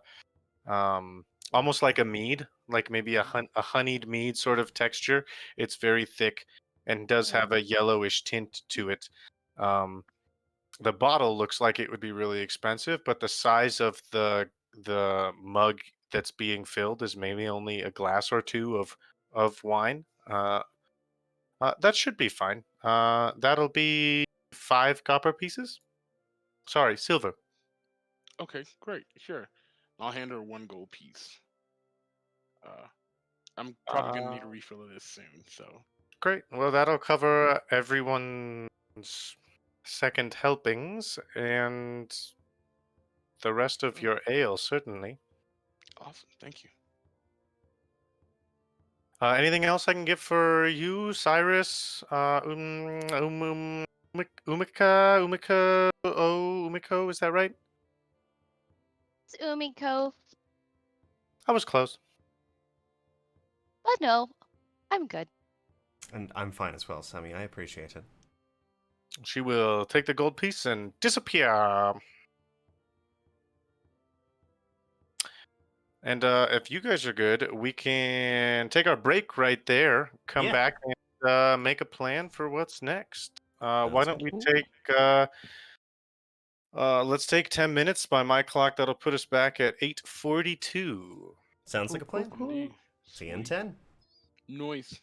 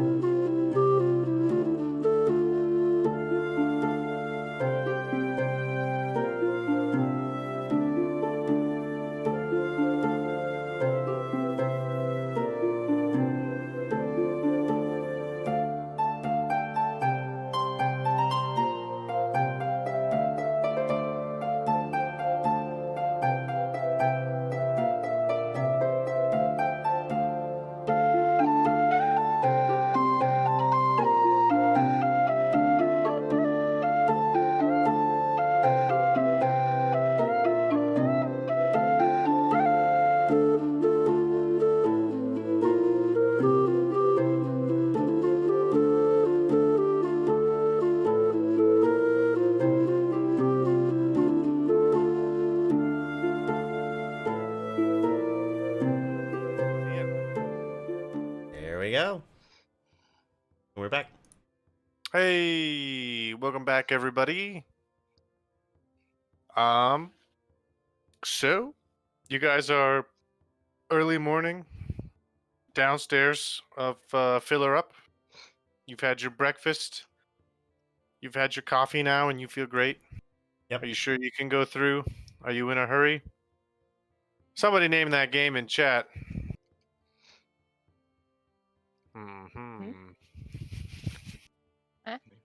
It's fine. We can move on. I'm just a dork. All right. It's a quote for a cheat in a video game that there was a quiz about on this channel last week.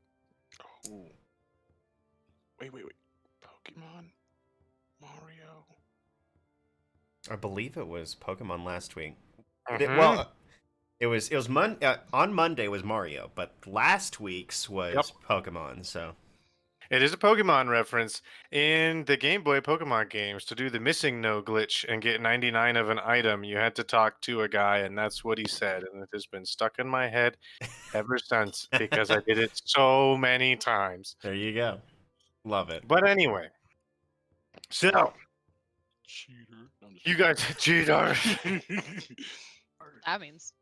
got to get 99 Master Balls. You guys are at the downstairs of the tavern. This is where we're gonna start. Bobbity boop, go ahead. Well, everybody's had their breakfast. I actually got some information from my father.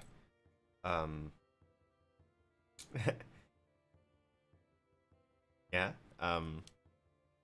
He actually told me that the school has closed down because of a similar incident to what we were thinking with the Phlox house. So you know how they had the banging on the doors and Edwin was hiding? Apparently, Yeah. that's been happening at the school as well. So, if you don't mind, I'd like to go by and see if we can talk to the headmaster of the school. I say let's do it. Sure. Yeah, that sounds like a good place to start. He might be at the library there in the books block, but I mean, we can always just swing by the school if we need to. Sure. So, anybody need anything else before we head out? No, I Don't think I'm think good. so. All right. Also, I appreciate that you all are continuing to help me. It means a lot. It's been very intriguing. So, yeah, I kind of want to get down to the bottom of this. I can't look away from that. Well, glad to have you. So, I guess we'll head out. Super. You guys head on out and make your way through the streets and down a side alley that you know pretty well, Cyrus, towards both the library and books block. I'm going to shift us really quickly to the map just to give you guys some scope.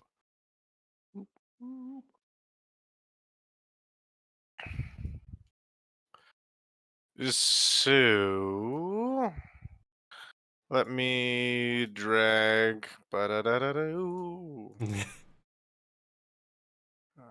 the hell are your tokens? Here we go. Oops, wrong game. This one. You guys are not that large. We're huge. Huge! You guys are currently right here. That is Filler Up. Yep. And you are heading to, let me illuminate this layer for you. This can go to the map layer. There you go, upper left corner. That's cool. Yeah. Good to know. So yeah, I guess we'll swing by books block on the way to the library. See if we can at least hear anything, see if the school's open. Super. Who wants control of the party on the map for when you guys are here?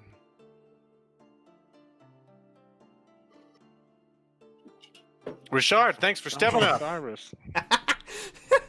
Just as I was about to pass the vote. Uh-huh. Cool. You're gonna have control Sure.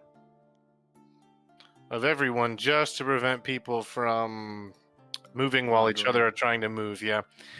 So you can move that wherever you think you guys are gonna end up. But I think, I guess the question is, where are you guys heading first? Are you looking for the school, which would be that sort of the main university school is this triangular building kind of by itself right here.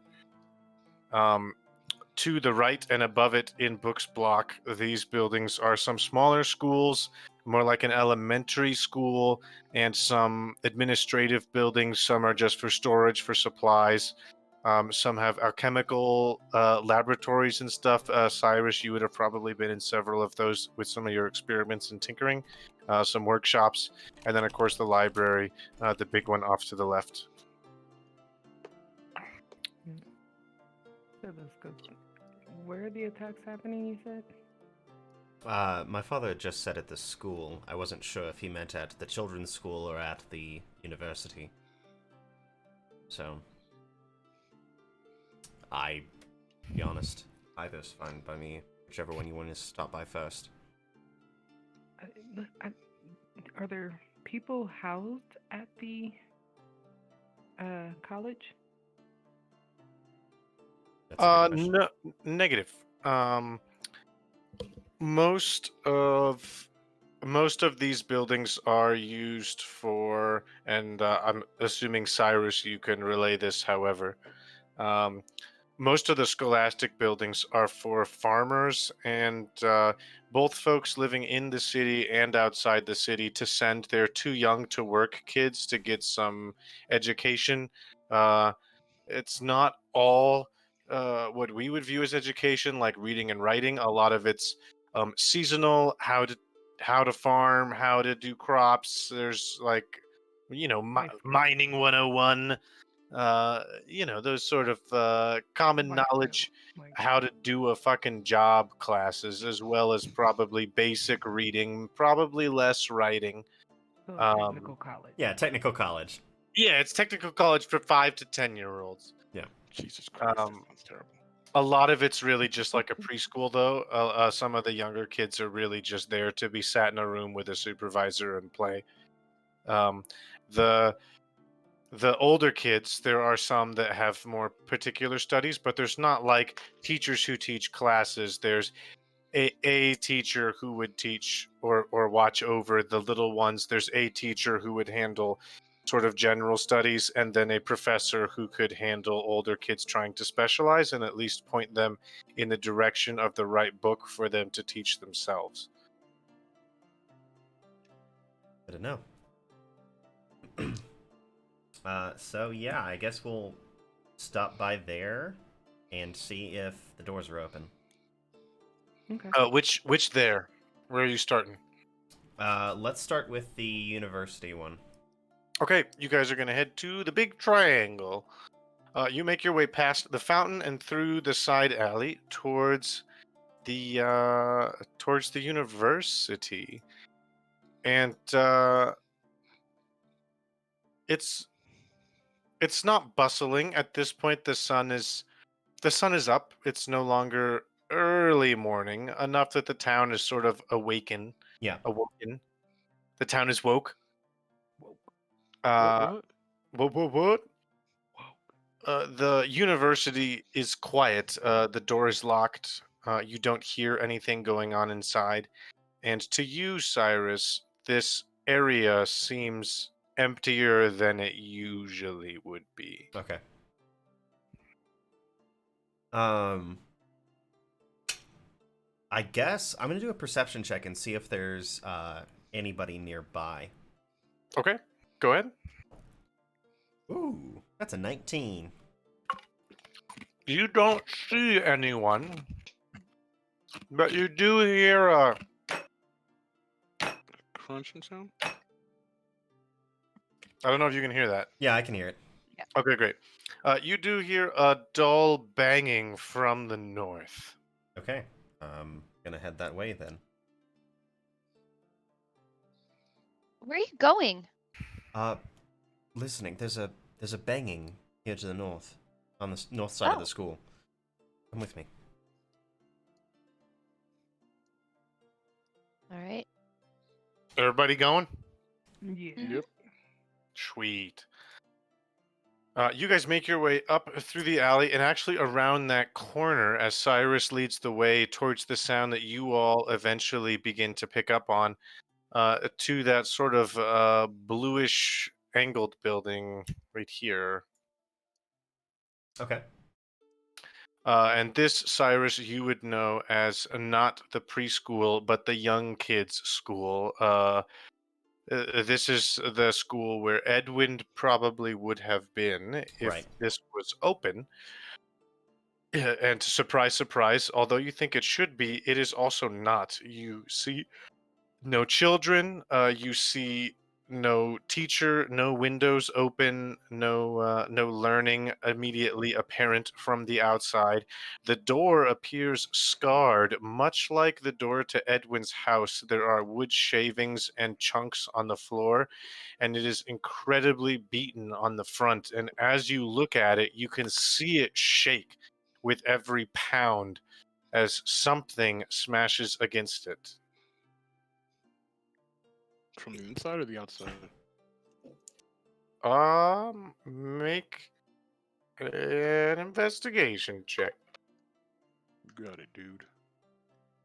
And where did Come you on. go?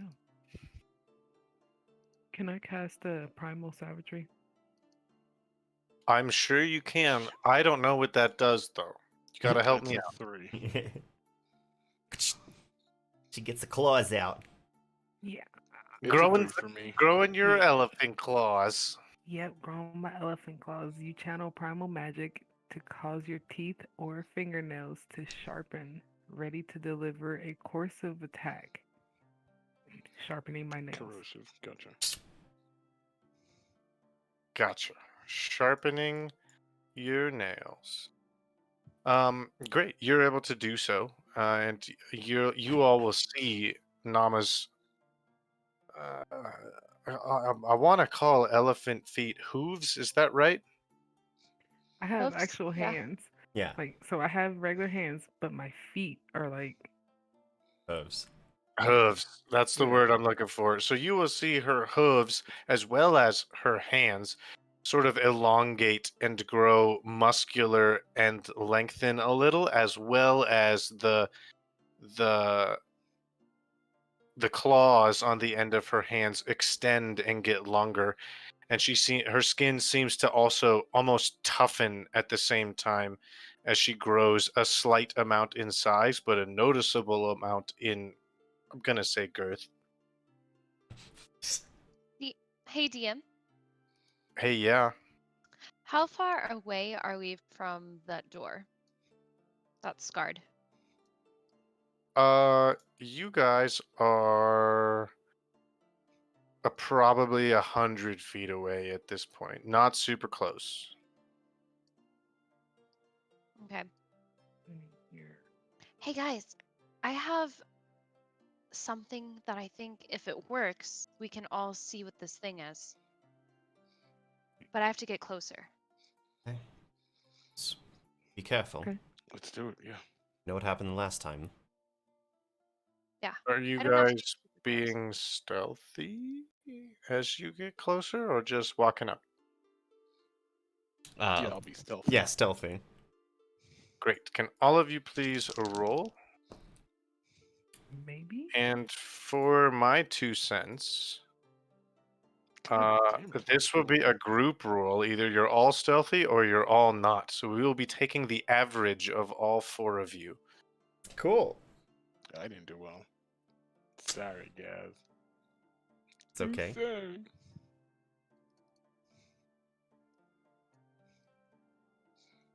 Okay, so I've got 9 for Flood. What else? I I rolled a 16. I don't know what I rolled yet. okay. Said you rolled And 24. I rolled a 14. That's for the primal. Oh, savagery. Got it. Sorry. Yeah. No, you're good. You're good.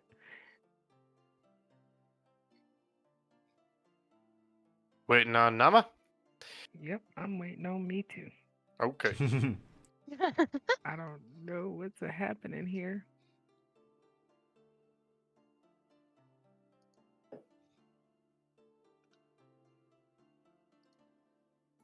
All right, can we come off a vacation today? Hell no. Not a chance.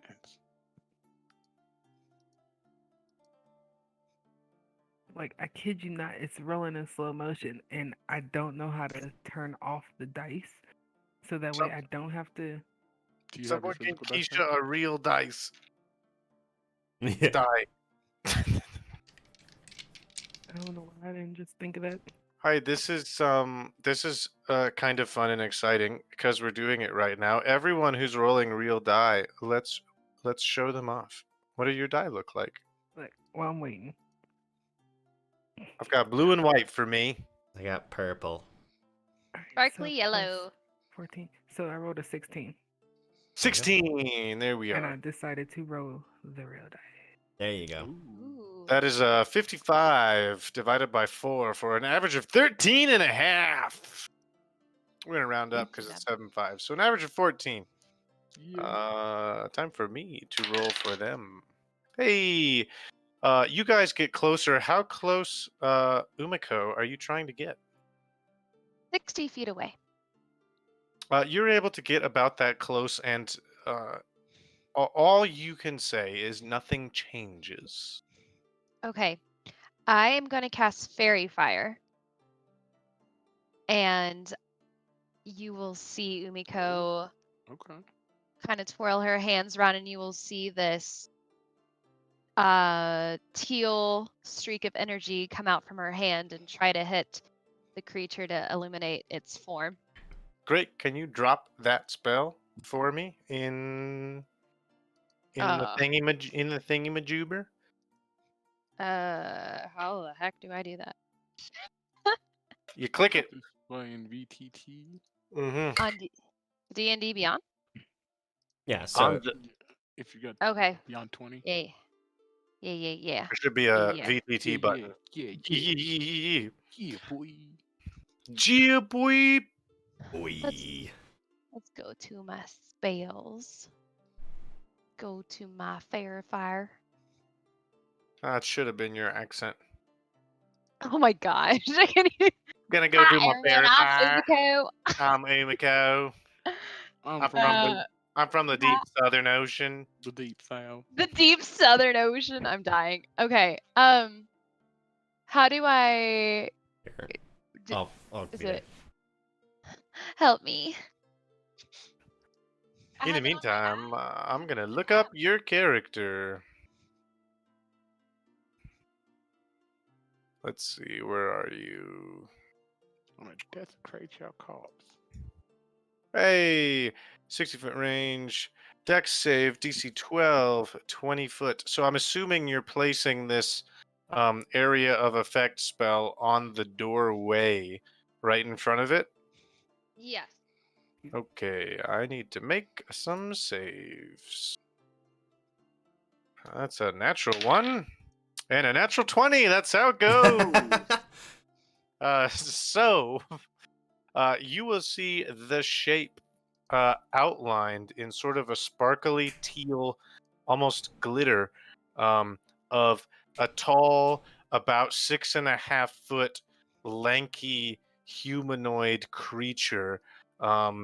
Again, you don't see the thing, but you see its invisible shape outlined in this glitter of one creature.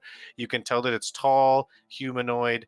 Its legs and arms seem disproportionately long compared to its body, and its arms do seem to have 5 long, almost tentacle-like fingers that extend a foot to 2 feet from its bulky hand. And it is smashing it up against the wall. As soon as you cast a spell, though, it will notice you, and that will be initiative. Hot damn. Let's get into a fight. Oh snap! Baby.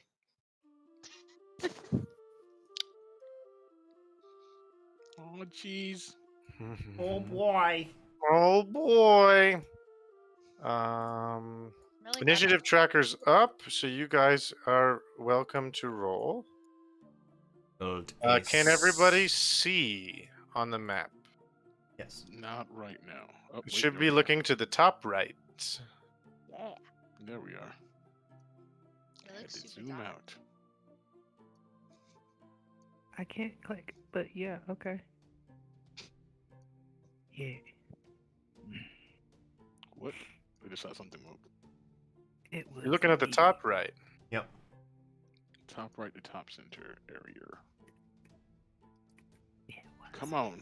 God dang it, dice. I might just have to switch to real ones. Yeah, I just prefer my real ones. That is a 17 for initiative for me.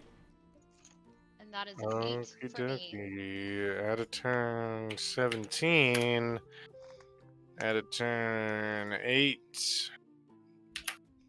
Nama, yours is a 20, I believe, right? Mm-hmm.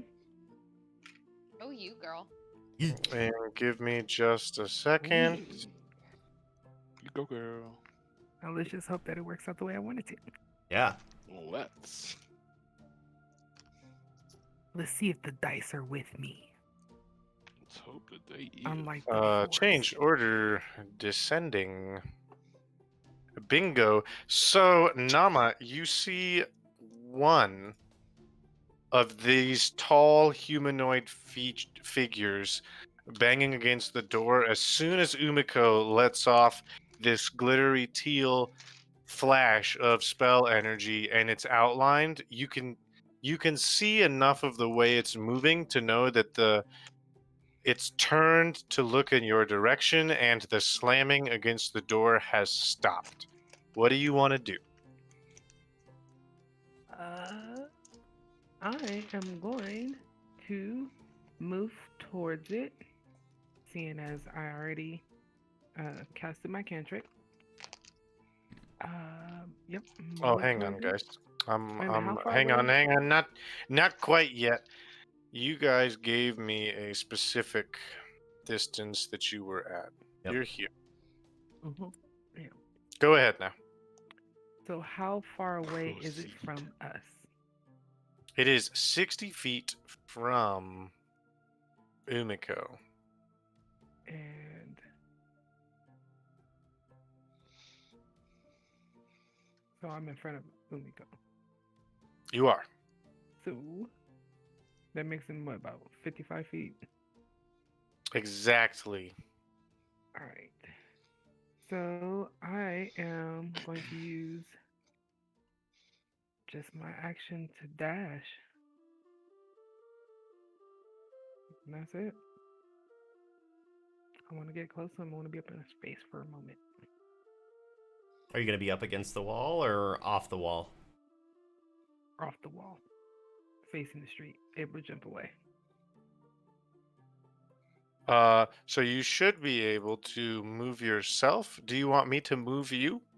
I can do it. Okay. Yeah. Go where you Yeah. want to be. I trust you. Yeah. Vios Be right here. Grandios. I'm gonna be right. I'm trying to get right next to him. Get Right there. next to it. Bobbity boop.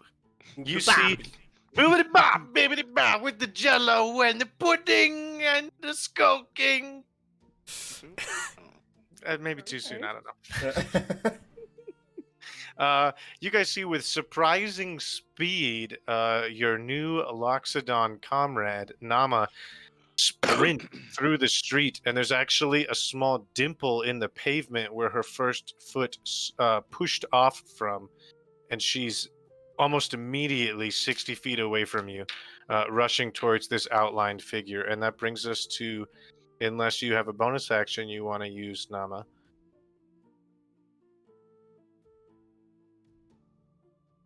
Looking like a no. Not right now. Okay, that'll use bring it. us to Cyrus. All right. I am going to run 30 feet to this point and line myself up on the wall.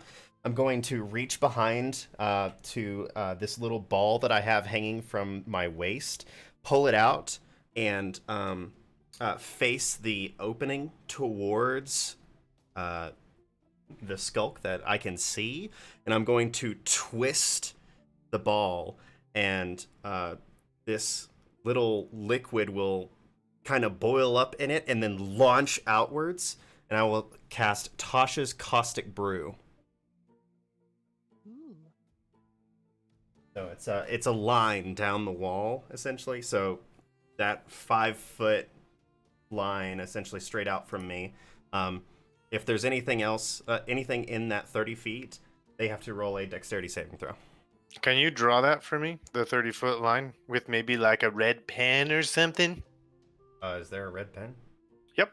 Oh. Click on the big square, the third one down. And underneath you have draw shape, freehand. You can freehand something and change the color. You can make a straight line with the polygon line feature. Boom. Oh. Okay. Well, yeah. So that 30 feet right there. 30 feet out from me. Perfect. So I'm gonna make dexterity save DC 13. Is that right? That is correct.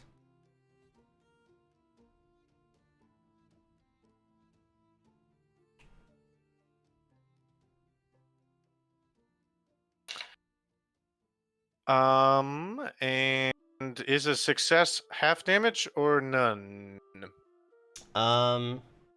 None. So each creature in the line must succeed on a dexterity saving throw or be covered in acid for the spell's duration, or until a creature uses its action to scrape or wash the acid off itself or another creature. Creature covered in the acid takes 2d4 acid damage at the start of each of its turns. Your acid will splash onto the glittery shape that you see, and you can hear the sizzle even from there. Nama, for you, it's pretty potent. It's very loud. The sort of as it sinks into whatever flesh is in front of you. But if there was another one around, you hear and see no other reaction. Okay. Does it take 6 damage right now as well? Well, it's 2d4 acid damage. So yeah, it would only take it at the beginning of its turn. It doesn't do any right now. No, at Okay. just the start of each turn. Okay. It looks like you've covered the one you can kind of see in acid. Cool. Umiko, you're up. All right. So I am going to move forward right about her. And I will cast Sacred Flame. And now I know how to drop that in. So, you will see Umiko again wave her hand around, and you will see another bright, glittering teal flash go straight towards the creature. And it's a dexterity save that you have to make of 12. Great. It fails. Okay, so that is 1d8 radiant damage. It is, well, I guess you could roll on your own. It is rolling for you. Yeah, it rolled Oh. a 6 on the thing, so. You know what? We'll keep it. I'm not gonna roll. I'll keep it. Okay. You don't have to. If you like rolling your dice, that's fine too. No, Uh, it's fine. It's already on there. Easy Okay, for me. great. And she'll say, "Stop banging on the door." Stop knocking! Nobody's home! So you will see the flames sort of erupt out of nowhere, covering this glittery figure, and then quickly extinguish. And that brings us to Flood's turn.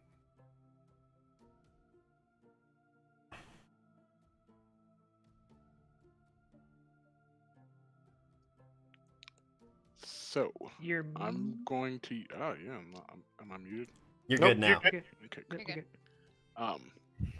I am going to use dash, and what I'd like to do is use all of the movement I have, all 60 feet, to run 55 feet to this point, and kind of spring off the wall to land here on the other side of him. God dang it! Hold on. Mouse. Acrobatics. Make an acrobatics check, please.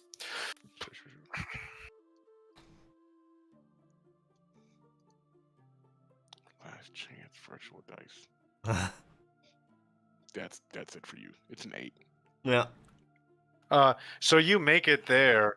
I'm gonna move you actually. You make it here and begin your jump, but you actually collide with the figure in front of you and fall down prone on the ground. You do kind of right here. There is let me find it here. We're gonna call what looks like prone. This could be prone. So you get there, but you do collide with the creature as you try to jump off the wall around it and fall prone on the ground. Okay. Gotcha. That'll end my turn then. Okie dokie. Being collided with, the creature you can see will turn towards you, striking you with a.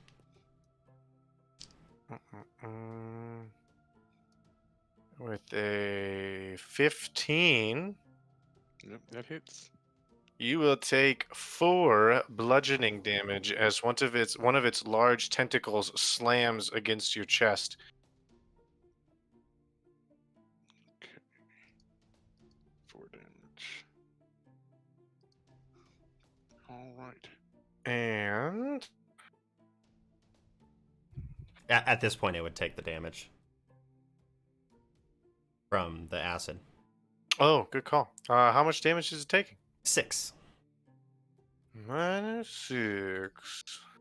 It continues to sizzle. Those of you near it can definitely hear the sizzling, and you can see the acid disappearing from your sight as it sinks into the invisible creature in front of you. Thanks for the reminder. Nama, you are struck with a 14. Does that hit you? A 14 is my AC. Tie goes to the defender. A Tie goes to the roller. tie goes to the roller. Sorry. So it will hit you. Haha. You will take 7 bludgeoning damage as a tentacle also smashes against you from behind.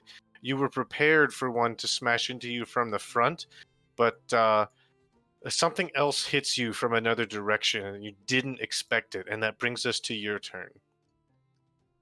Ready? So with that being said, I'm gonna turn around and slash at whatever just hit me. Great. Roll an attack at disadvantage for not being able to see it.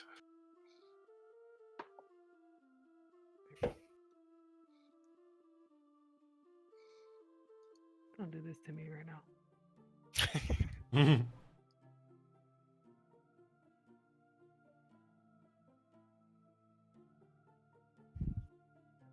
on, don't do this right now. Sweet biscuits. I don't know what is happening here. Use your dice. Use the dice. Yeah. Well, this is for the primal. I know what the. Aha! No, I know. There it is.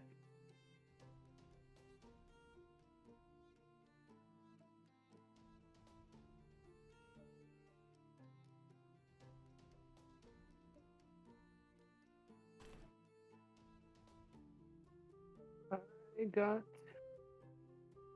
an 11 and an 8. So you're taking the lowest one. And then your primal savagery, what's your to hit with that? There we go. Fine, it comes up.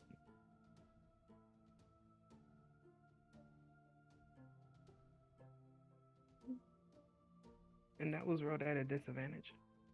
Yeah. Are we just using the one that popped up? It's the same basic. Well, she has a +5 to hit. So, from the looks of it. Yeah, this one was actually the one on the D&D was actually rolled at disadvantage. Yeah. Cool. So we're taking what you rolled on online. Cool. Great. So your 11 is what we're going with. Brian, correct me if I'm wrong. I think that incorporates your primal savagery. It does. Great.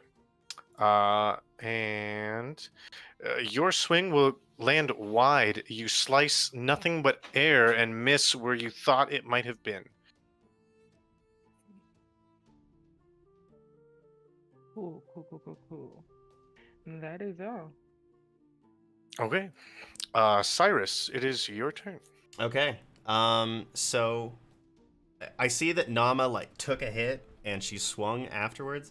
I know that the first one's still covered in acid, and so I'm gonna help Nama at the moment. So I'm gonna bring up this little fireball in my hand and use produce flame and throw it at whatever was right behind her if I can. Okay, go ahead. With disadvantage. Yes. Oh, that's not good. That's an 11. Is that a direct impact, or does that have an explosion? It's just direct impact. Okay. The fireball flings past Nama and collides with the ground a few feet away, and a small burst of flame happens up above you, but you see no damaged thing. Okay. And I still don't know what's going on, to be honest, so I'm just gonna stay where I am. Okay. Umiko, it is your turn. Okay, so seeing that everyone's attacking something and nothing's working, I'm just gonna keep hitting the one that I see. Okay. So, I am going to throw another sacred flame at this thing because I can see it. So, Great. same DC. Let's boom. That's a 4 + 4 for 8. I believe that's a failure. Yep. All right, so it takes 2 radiant damage. You continue to burn into its flesh with both the acid and your flames. You can tell even from here that it's kind of drooping a little bit. Okay. And I'm just sticking where I am. I'm not moving. Okie dokie. Flood, you're up. From a prone position, you can spend half your movement to stand. I will do so. And I will attack this thing that is in fairy fire with my short sword. Great. No disadvantage for you. You can make a straight attack roll. Alright. Oh god, why did I do that? I forgot. 11? 11 is a miss. Yeah. Your short sword will actually completely miss it and collide with the door next to you, taking another small chunk out of the front of it. Damn it.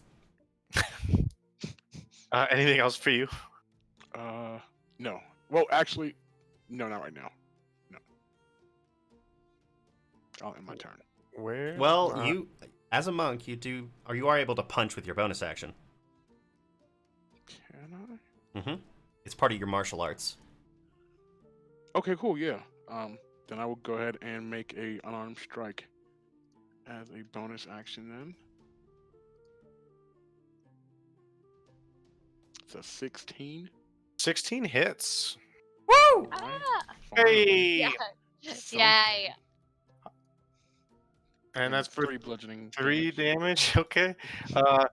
It's hard to tell because you're only really seeing the outline. The acid is all but disappeared into this creature, and the flames in between Umiko's little bursts have also faded. But you can tell that the glitter around it is sort of wobbling and very fucking droopy. Okay. Very cool. All right. Very droopy. Very droopy. And that brings us to its turn. Cyrus, can you please roll me damage for your acid? That is 4 acid damage. Great. Normally, I would tell you to describe it, but since you can't see most of it, Yeah. I'm going to jump in here. Yeah. It collapses to the floor, and you can't see it fall, but as its life fades, its invisibility does as well, and you see before you a gray husk. Its long tentacle-like fingers, sinewy. Uh, it looks like they're extensions of its fingernail, but they're looser, almost like whips, like fat whips dangling from the tips of its fingers. It has no hair. It does appear to have feminine features, um, but is elongated and more muscular and larger than you would expect a normal humanoid to be. And as it lays on the ground, covered in acid burning through it and singed black with fire, um, it is toast. Okay. Yeah. And I'll just kind of kick it with my foot a little bit as I pull my sword out of the door. You will hear at that time an incredibly disturbing. I'm going to call it a wail, but it sounds kind of like a gurgle coming from next to Nama, sort of a deep. As its comrade falls, and it will strike at Nama with a 8 to hit. Miss. And that is it for it. Nama, it is your turn. You're still getting hit from the left side of the map, general direction, but you're not sure where. Cool. But can I tell from the wailing of the general? I will let you make a perception check to roll without disadvantage for your attack.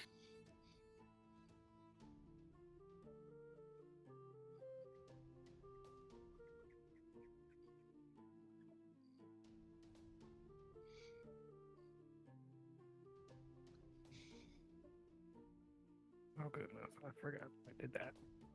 Did it to myself that time.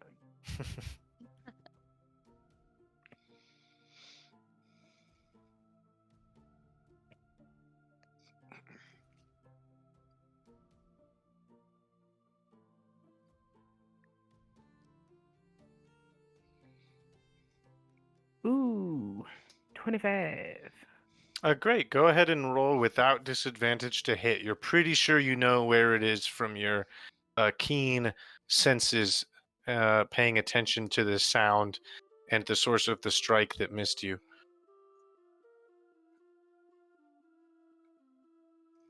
Alright, and see, that's probably gonna take too long too, so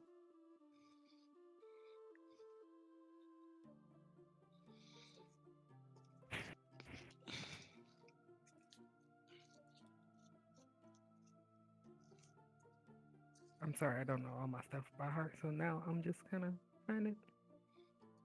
Seeing as it's taking too long to actually do it.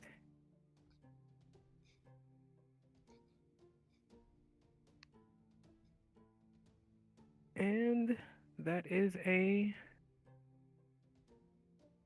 an 8. An 8. You strike at it, certain of its location this time. You're. Is that your claws? Is it your No, staff? that was I was going with my scimitar. With your scimitar. Yeah. Your scimitar does connect with something, but it's not flesh. It seems like something pushes it to the side as you miss. What the? Felt weird. Felt really weird. Alrighty, and for the bonus action, I will try to do a second swipe, seeing as it touched it. And ooh, 14. Do you have a second weapon? Do I? Wait a minute. Yeah. Wow. Thank you. Good question. I think If- I do have a. I have a quarterstaff. Okay, you wouldn't be If- able to use both that and the scimitar. And because you don't have Yeah. extra attack, you can't use your bonus action as a swing with one weapon. Yeah. If it was like a double bladed. Yeah, if it was like a you had 2 swords or something, sure, but technically by the rules, you wouldn't be able to use the bonus action for that. Even if it's a melee weapon? Yep. Okay. Because that requires you to be level 5 and have the extra attack action. Mm-hmm. Right. Could Right. does she have a bonus? No, that's a Nothing. monk thing. That's Yeah. all. Yeah, the monks can, Yeah. but That's the only bonus action that I have. That's all. So if you're using, let me ba-ba-da-doo-ba-da-doo.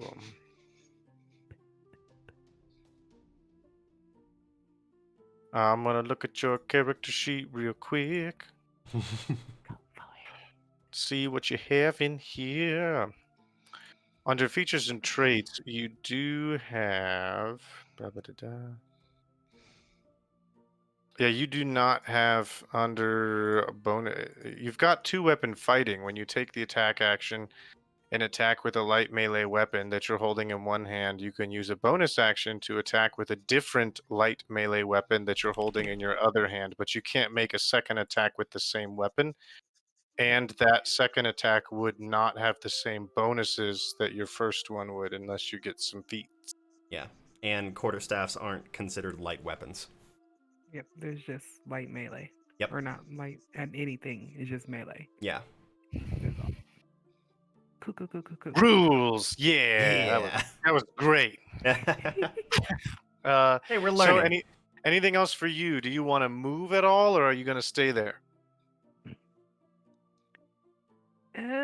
Nope. I'm gonna stay right here. Great. That brings us to Cyrus' turn. Okay. I'm gonna do the exact same thing that I did again, because I still see Nama over there swinging. I'm gonna throw another fireball at it. Well, produce flame fire. Okay. That is a 13 to hit. 13 misses, but the explosion from it hitting the ground, you see a faint outline Okay. of a creature directly to the left of Nama. On your next turn, if it's still there, you will not have disadvantage. Okay. Sounds good. Thank you. Yep. Any movement for you? Nope. Staying where I am. Umiko, you're up. All right, I'm going to move right next to Cyrus. And I am going to cast my fairy fire to the left of Nama to see if we can illuminate this buddy. Okie dokie, go ahead. Do this. Okay, it's a dexterity throw for you. 19 is my Yep. save. Oh, God. Definitely saves. So Sorry. nothing happens. Nothing else for you? Nope. Flood, it's your turn. Spell after spell and swipe after swipe to the left of Nama, but nothing seems to connect with anything. Well, shite. I will go ahead and use my shifting ability. Let's go ahead and put that in the in the chat there.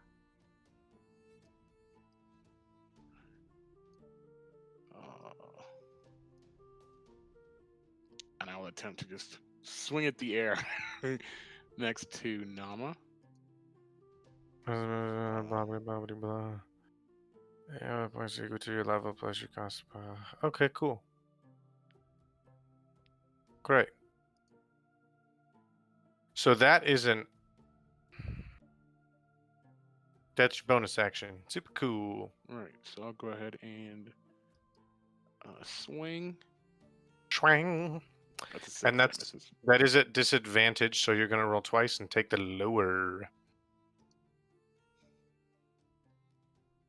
Of course. But yep, 6. You also swipe and miss. All right, that ends my turn. Let's see here. Who am I attacking?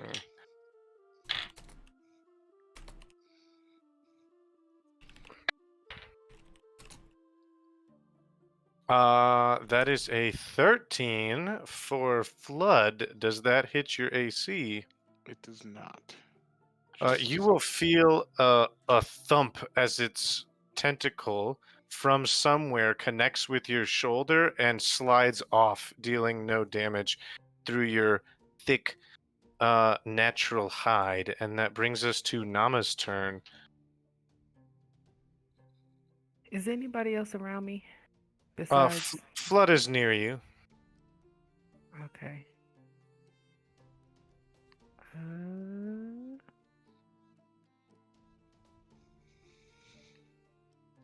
I am going to cast Entangle where I stand. It's a 20-foot square. See if I can. Yeah, draw it out. Let's get it on that map.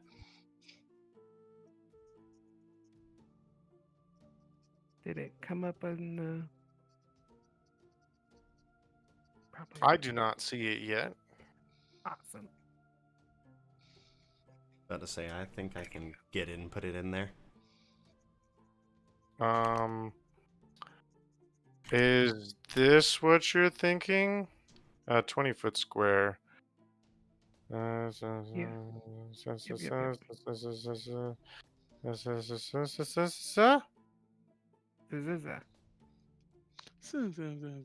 Does that look right? Yep. Okay. Thank you. Yeah, no problem. Super. And what happens? What do we see? You just see a bunch of vines just shooting out of the ground, just entangling everything in its grasp. And you need to make a strength saving throw. I need to Or make a strength saving throw. Brian, Ye- can you look up while I'm doing this? The specific, what does the status effect restrained do? Yeah, I've got it. Great. Also, yes, you will need to make one too, Flood. That's strength. Strength. Can't use dexterity or anything like that. Just making sure. 11 is my roll. What am I rolling against? Oh, find that nat out. 20. Oh, nice. Nice. Her spell save DC, which 13. Yeah. So it fails. You see your vines sprout up from in between the tiles of the floor, wrapping around both Flood and some unknown thing in front of you. Flood easily lifting his feet, ripping them off with his talons from underneath him. But they do actually kind of help you see something as they wrap up its legs directly in front of you. I'm gonna say you can kind of sort of see it now. Woo! Yeah, as the vines wrap up it, restraining it. Can you copy paste that for me, Brian? absolutely. Give me just a Thank second. you so much. Ew. And anything else for you, Nama? That is all for right now. I'm just standing there. Just all you see is me just. All right. Great. Between the vines, your previous explosions, and the restrained status, you're no longer at disadvantage. You are at advantage, Cool. Brian, for Oh. your ranged attacks. So go ahead. Then I'ma throw another produced flame ball at it. Did. Ooh, that is a 23 to hit. Nice. Do some damage. Yeah. That Oh. definitely hits. Take off its head. For 2 fire damage. Poof. Oh, yeah. So it begins. It's like Nice. A small poop of flame erupts at the top of this creature, singeing some of the vines, but not cutting them off or burning them off. And it does seem to recoil from the damage. Is that it for you? That is it for me. Umiko, it is your turn. Woo! Question: if I try to do a sacred flame, does it have disadvantage, or is it just a straight roll for you, straight save? So Restrained it is stuff. it is not an attack roll. So you don't get advantage, and it has disadvantage on dex saves. So if it's a dex save, then yes. It is. So yes, I'm gonna stick where I am and shoot off my teal power towards it. Teal power. Teal I power. rolled a 15 and then a 4. That is Yep. a fail. What So are let you me- casting? I am casting Sacred Flame, Okay. and I'm gonna roll with my actual dice this time because I want to. So that's 1d8, and that is a 3. Another small bout of teal flame this time erupts in front of Flood and Nama, burning it momentarily and then dissipating. And that brings us to Flood's turn. Okay. I'll go ahead and take my unarmed strikes at it. It's an 18. And you have advantage on these. Okay, okay. So let's roll another one and see how it goes.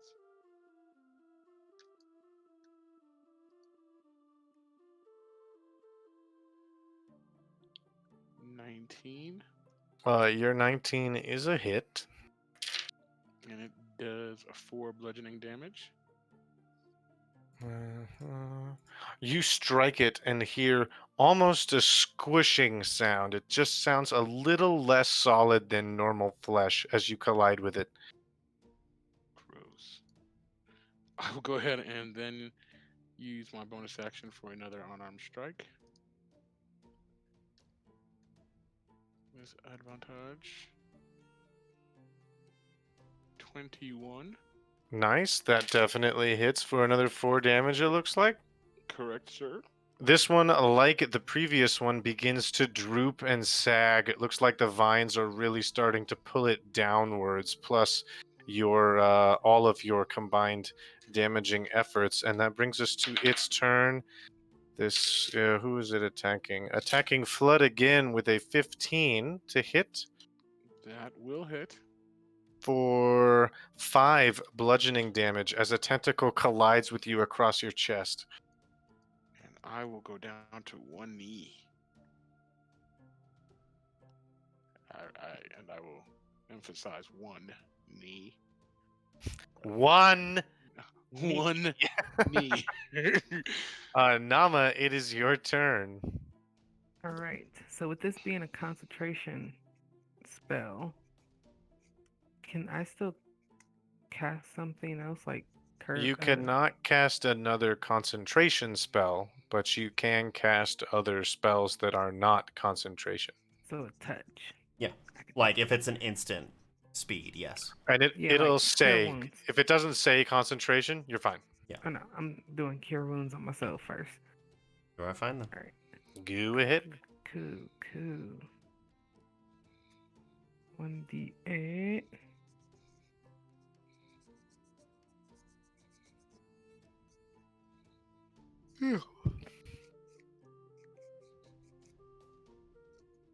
All right, and that is 6. Great. What does you healing you look like? What do we see? I still got the. Just tap myself. Just gotta reach out and touch. And that is all, folks. Alrighty. Cyrus, it is your turn. Okay. At this point, realizing that my fire's just not keeping up, I'm going to move in and pull out my dagger and slash at it. Okay, go ahead and roll with advantage. Okay. That is a 14 to hit. 14 is its AC on the money. Yeah. And that will be 4 damage. It will fall to one knee. All right. Anything else for you? That will be the end of my turn as well. Umiko, you're up. All You right. see Flood looking really rough, blood starting to pour from his armor underneath, sort of his. Is it leather armor, Richard? No, it's just uh my clothes basically, Robes. like my monk robes. You're seeing blood starting to stain from, it looks like, several places where he's been smacked really hard. Okay. I'm going to move up where everybody else is to be directly here. And So moving through the green box is difficult terrain and will reduce your Oh. speed by half. Okay, then I think I can get to there with that because 5, 10, 15, 20. Yeah, that's fine. And I, maybe not. Where were you? I think I was right here. There. So So 5, 10. Yeah, fine. It's fine. I don't care. Oh, okay. I don't care. It's Cool. fine. Well, I am going to use my Warhammer and take a strike at it. Ooh, I okay. know. I'm going to bring the big guns out. The little fish brings out the big guns. Right? All right. So, how do I make this advantage on this thing? It depends on your settings. You can have it Hold query shift. you every time you roll. I usually just hold shift when I roll. Shift works sh- too. Whole shift. Ooh. Did that work? It Yeah. did. With advantage, that's a 17, which does hit. I cannot see your damage. Click. Click. And are you using this one-handed? I think I am. Do I you have didn't a really. Do you have a shield? I do have a shield. Then So yes yes, is it'd be the answer. one-handed. Okay. Yes is the answer. So again, normally I'd have you describe this, but since it's invisible, I'm gonna take over. As your warhammer collides with something in front of you, you hear a sickening and it collapses, the vines now wrapping around it, laying on the floor, limp. And as it hits the ground, you see a second gray, long humanoid form. This one's facial features slightly more masculine than the other one. Also, no hair, and looking very similar to the other one and the flesh that Nama had on her talons from earlier the night before. That is the end of initiative. Nice. Yay! We got guys. through our first battle. Woohoo. Like where we Well, went. today. Against actual enemies. I'm gonna lay my hand on Flood and go, "Are you okay?" Uh,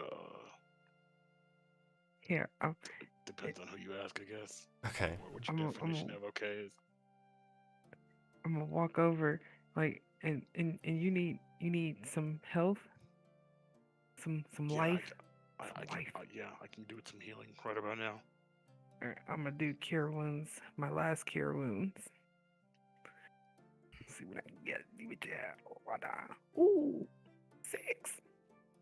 Nice. Thank Nice. you. You're welcome. Does that get you off your one knee? Yes, it does. It does. I feel 7 feet tall now. Awesome. So we're like looking at each other eye to eye. Cool. No, we're not. I just feel 7 feet tall. I'm not actually 7 feet tall. I'm still Darn. under 6 feet. I would like to. Is it possible to investigate this thing at all?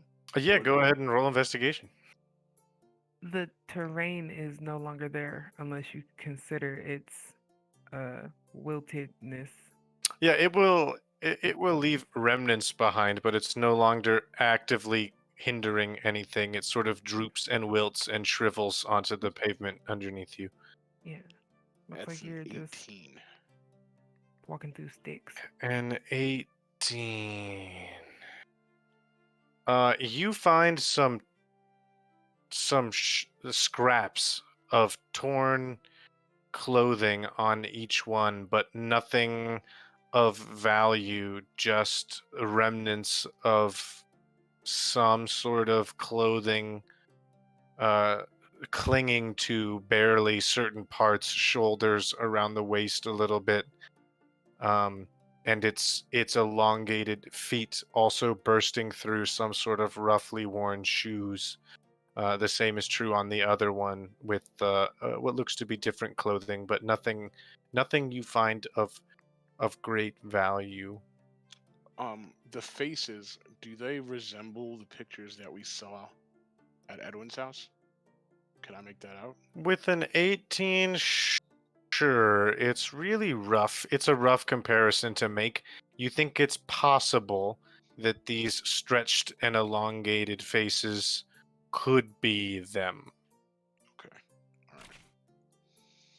Yeah, these I don't know what the hell these things are, but I mean, we saw these same kind of door beatings at Edwin's place, and it's happening here now.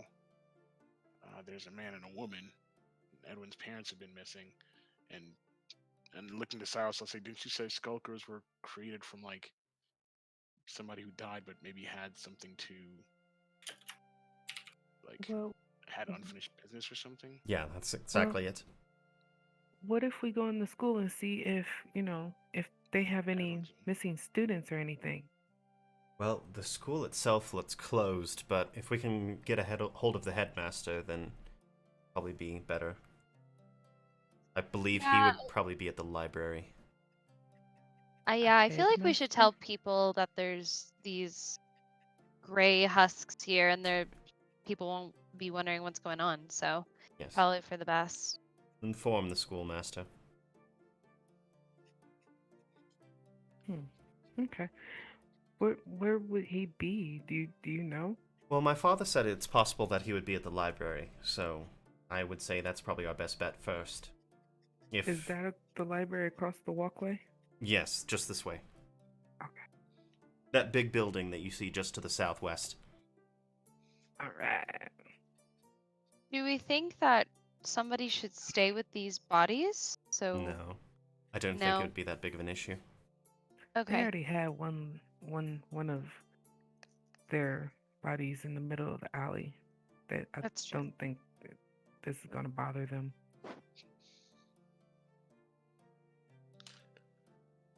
So you guys begin making your way towards the entrance to the library. Am I understanding that right? Yes. Fantastic. Nama, what is your passive perception? 15. Great. It's gonna come into account in just a moment. As the four of you enter the large wooden double doors of the library, most of you for the first time, you see before you a surprisingly large and well-stocked library. Definitely, Nama, not as big as some of the libraries you've passed in your journeys with your friend on the mainland, but for such a small island, it is kind of impressive. Um, it's about 2 stories high. To your left and your right, two large and long hallways extending down, covered in a pretty well kept black and white checkered polished floor with marble and black stone. Bookshelves line the walls running all the way down, not packed full like you might imagine, but something on every shelf at least. In the middle, a large circular wooden desk that where are my notes? What do you look like? That a mousy young lady, a halfling, sits at. She peers barely over the top of the desk, which already seems pretty short. You would know her, Cyrus, as Liana Gorpelbach, the librarian. Can Gorpelbach? That's right, Liana Gorpelbach.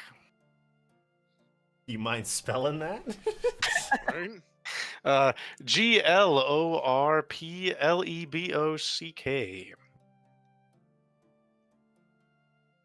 Lorpelbach? That's it. Okay. And as you approach, the doors creak open and you get hit in the face with a knife. No, with the smells of paper and books and dust. Although the floor seems clean, a lot of the taller surfaces seem like they have a layer on them. And she sort of peers over the top of the counter. Hello. Welcome to the library. Hi, Liana.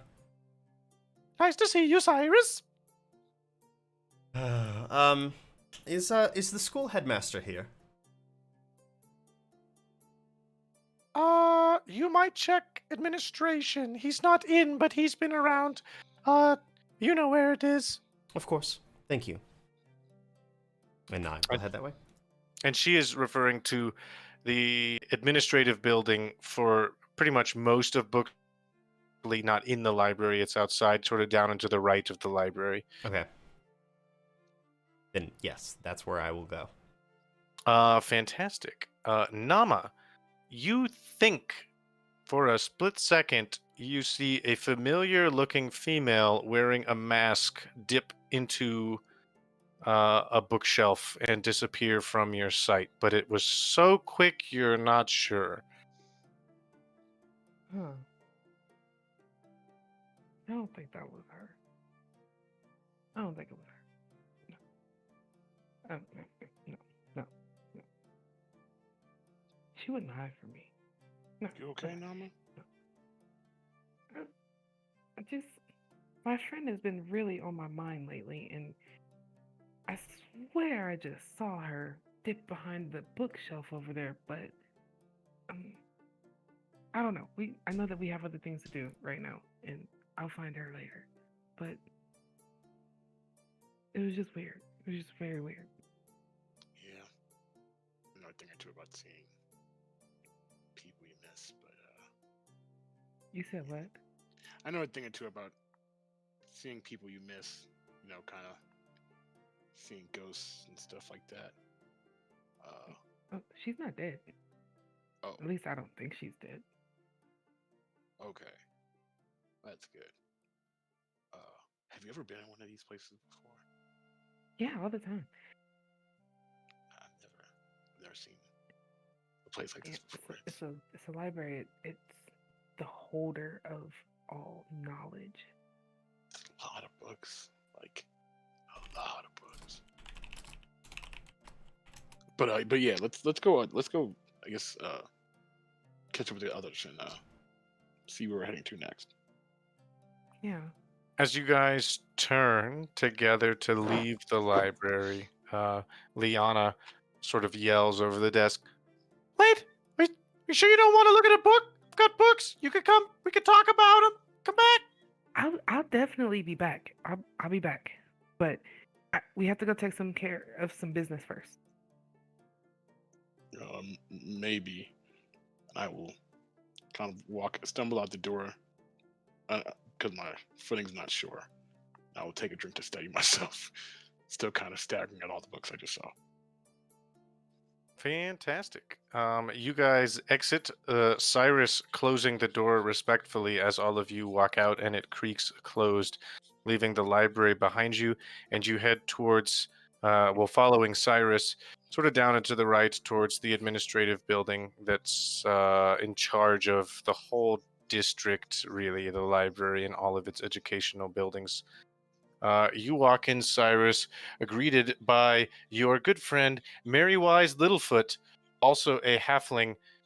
He's actually been probably one of your mentors and teachers as a tinkerer. You would have spent a great deal of time learning from him and talking to him about Darius's issues and trying things with him, so you definitely would have had lots of time spent with Merrywise, and he will greet you as you enter. He stands a mere 3 feet 8 inches tall, but somehow he still manages to look down on almost everyone in front of him, just in his air and attitude. As he walks, he has an intricate and unique mace that he actually uses as a cane, and holds in his left hand currently a vial of strange green liquid. There's a satchel thrown over one of his shoulders, full to the brim with vials and bottles, which clink as he shuffles, and strange concoctions. Upon his belt and in most of his pockets, there are also various vials and bottles of things strapped to his person. He wears a black trench coat that surrounds him from head to toe, and is surprisingly clean and well trimmed for a halfling who are usually pretty dirty. His white beard and hair tied back in a top knot on top of his head, and he greets you as you enter.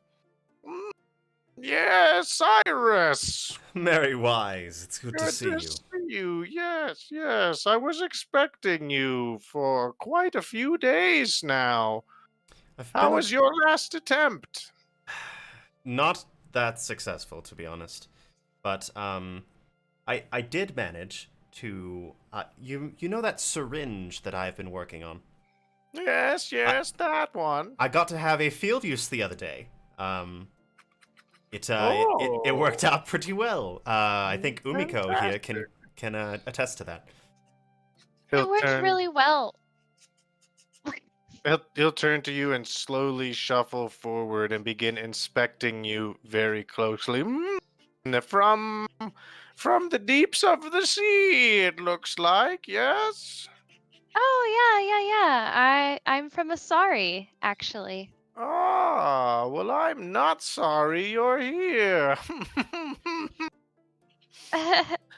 Interesting. And he'll sort of keep looking you up and down. He touches some of your clothing and picks it up just a little and lets it fall and looks at you for a couple minutes before returning to his desk. Fascinating. My clothes? Just you in general. We don't see many sea dwellers here on land. Oh, yeah. And I don't see many of you under the sea. So I could say the same about you. Would you like to inspect me also? And I'll just look at Cyrus. I'll give her a little. It's okay. So what can I do for you today, Cyrus? Come to talk more experiments? Sadly, not today. We're here to see the school headmaster. Ah, well.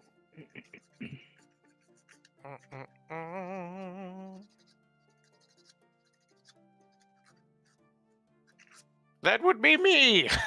Oh shit! I had a feeling that was how that's gonna go. Yeah. Well, I have come to see you, but not for tinkering, sadly. You closed down the school, yes, because of some banging on the... Yeah, several days ago there were loud bangings only in the mornings and afternoon. We locked the door and usually just afternoon it would stop, but it's been occurring day after day. It just didn't seem safe. We reported it to the guard, but they, as I think you probably know, are a little busy and have not responded yet. Just instructed us to close down the school until they get here and stay safe and out of the way. Smart, but I believe we've inadvertently taken care of your problem. Is that so? Yes, we went to the school to investigate to see what was going on, and there were a couple skulks there. Skulks, you say? Yes, indeed. They were the ones that were banging on the doors. We have a theory about them, even. Are those not the tall, lanky, invisible things? They come from when people die. Is that right? Yes, that is correct. And we also believe they might be Edwin Flock's parents, Renko and Nina, because the same ones, we believe, were at his house last night, and we ran into them there, and they caught us off guard. Hence why I had the field test with the syringe.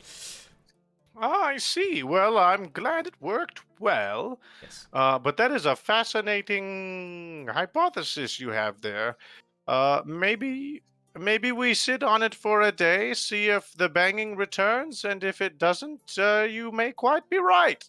It's very possible. Well, in the meantime, if you'd like, there are a couple of skull corpses right outside the doors of the school. If Are you'd they like, large? they're decently large. Can you bring them in? I don't know that I could lift one. That's a fair point. I will do what I can. I guess I could enlist some help.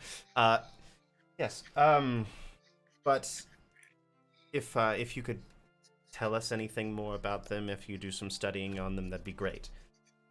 Yeah, if you can bring them in, and he'll go up to one of the desks in the front of the room, which is covered in papers, jump up on it and just shove everything off of it onto the floor. Several empty glass vials will break. Just put them here, and I'll begin studying them immediately. Sure. Be back in a moment, Merrywise. Pennywise, yeah. You know my name, dumbass. Yeah. Sorry, sir. You know me. All right. Do you mind helping me, guys? Yeah, Sure. Yeah, yes. Sure. I'm not I the don't- strongest, but Yeah, I'll do my best. I don't know how much I can help, but Well, Yeah. as long as we're working together, I'm sure we'll be fine. I can but- drag one. Team. But between the four of you, you're able to sort of two-man each of them from the street into the administrative building and set them on the desk.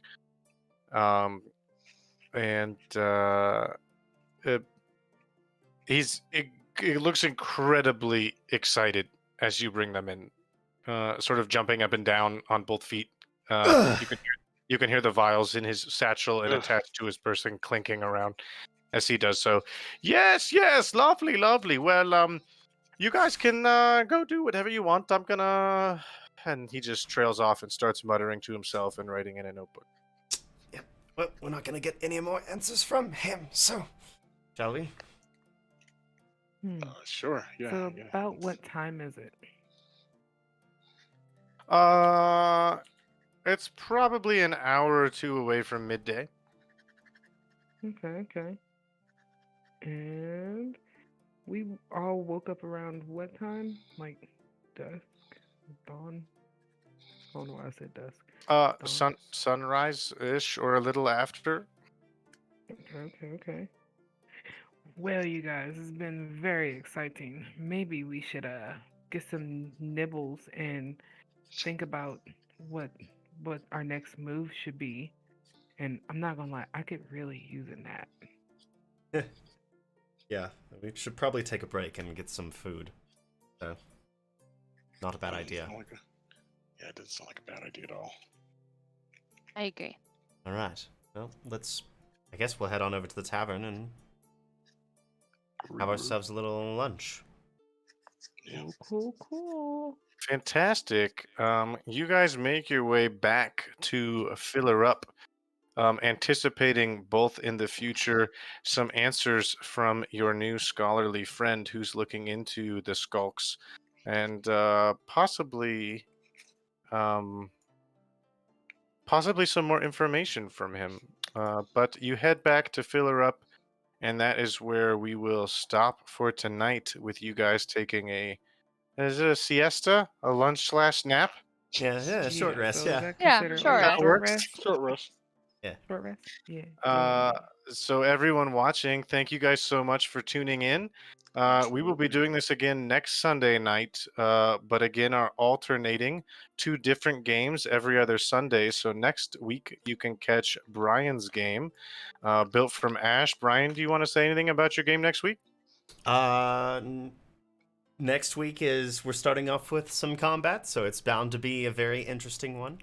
But please tune in and join us as we have some fun with it. Level 3. Yeah, possibly. Thank you. Yeah, thank you all so much.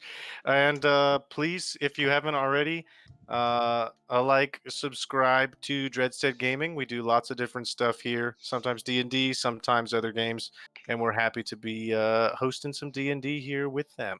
Yep. So, Have a good night, guys. Absolutely. night. Night. Bye. Bye. Bye. Night.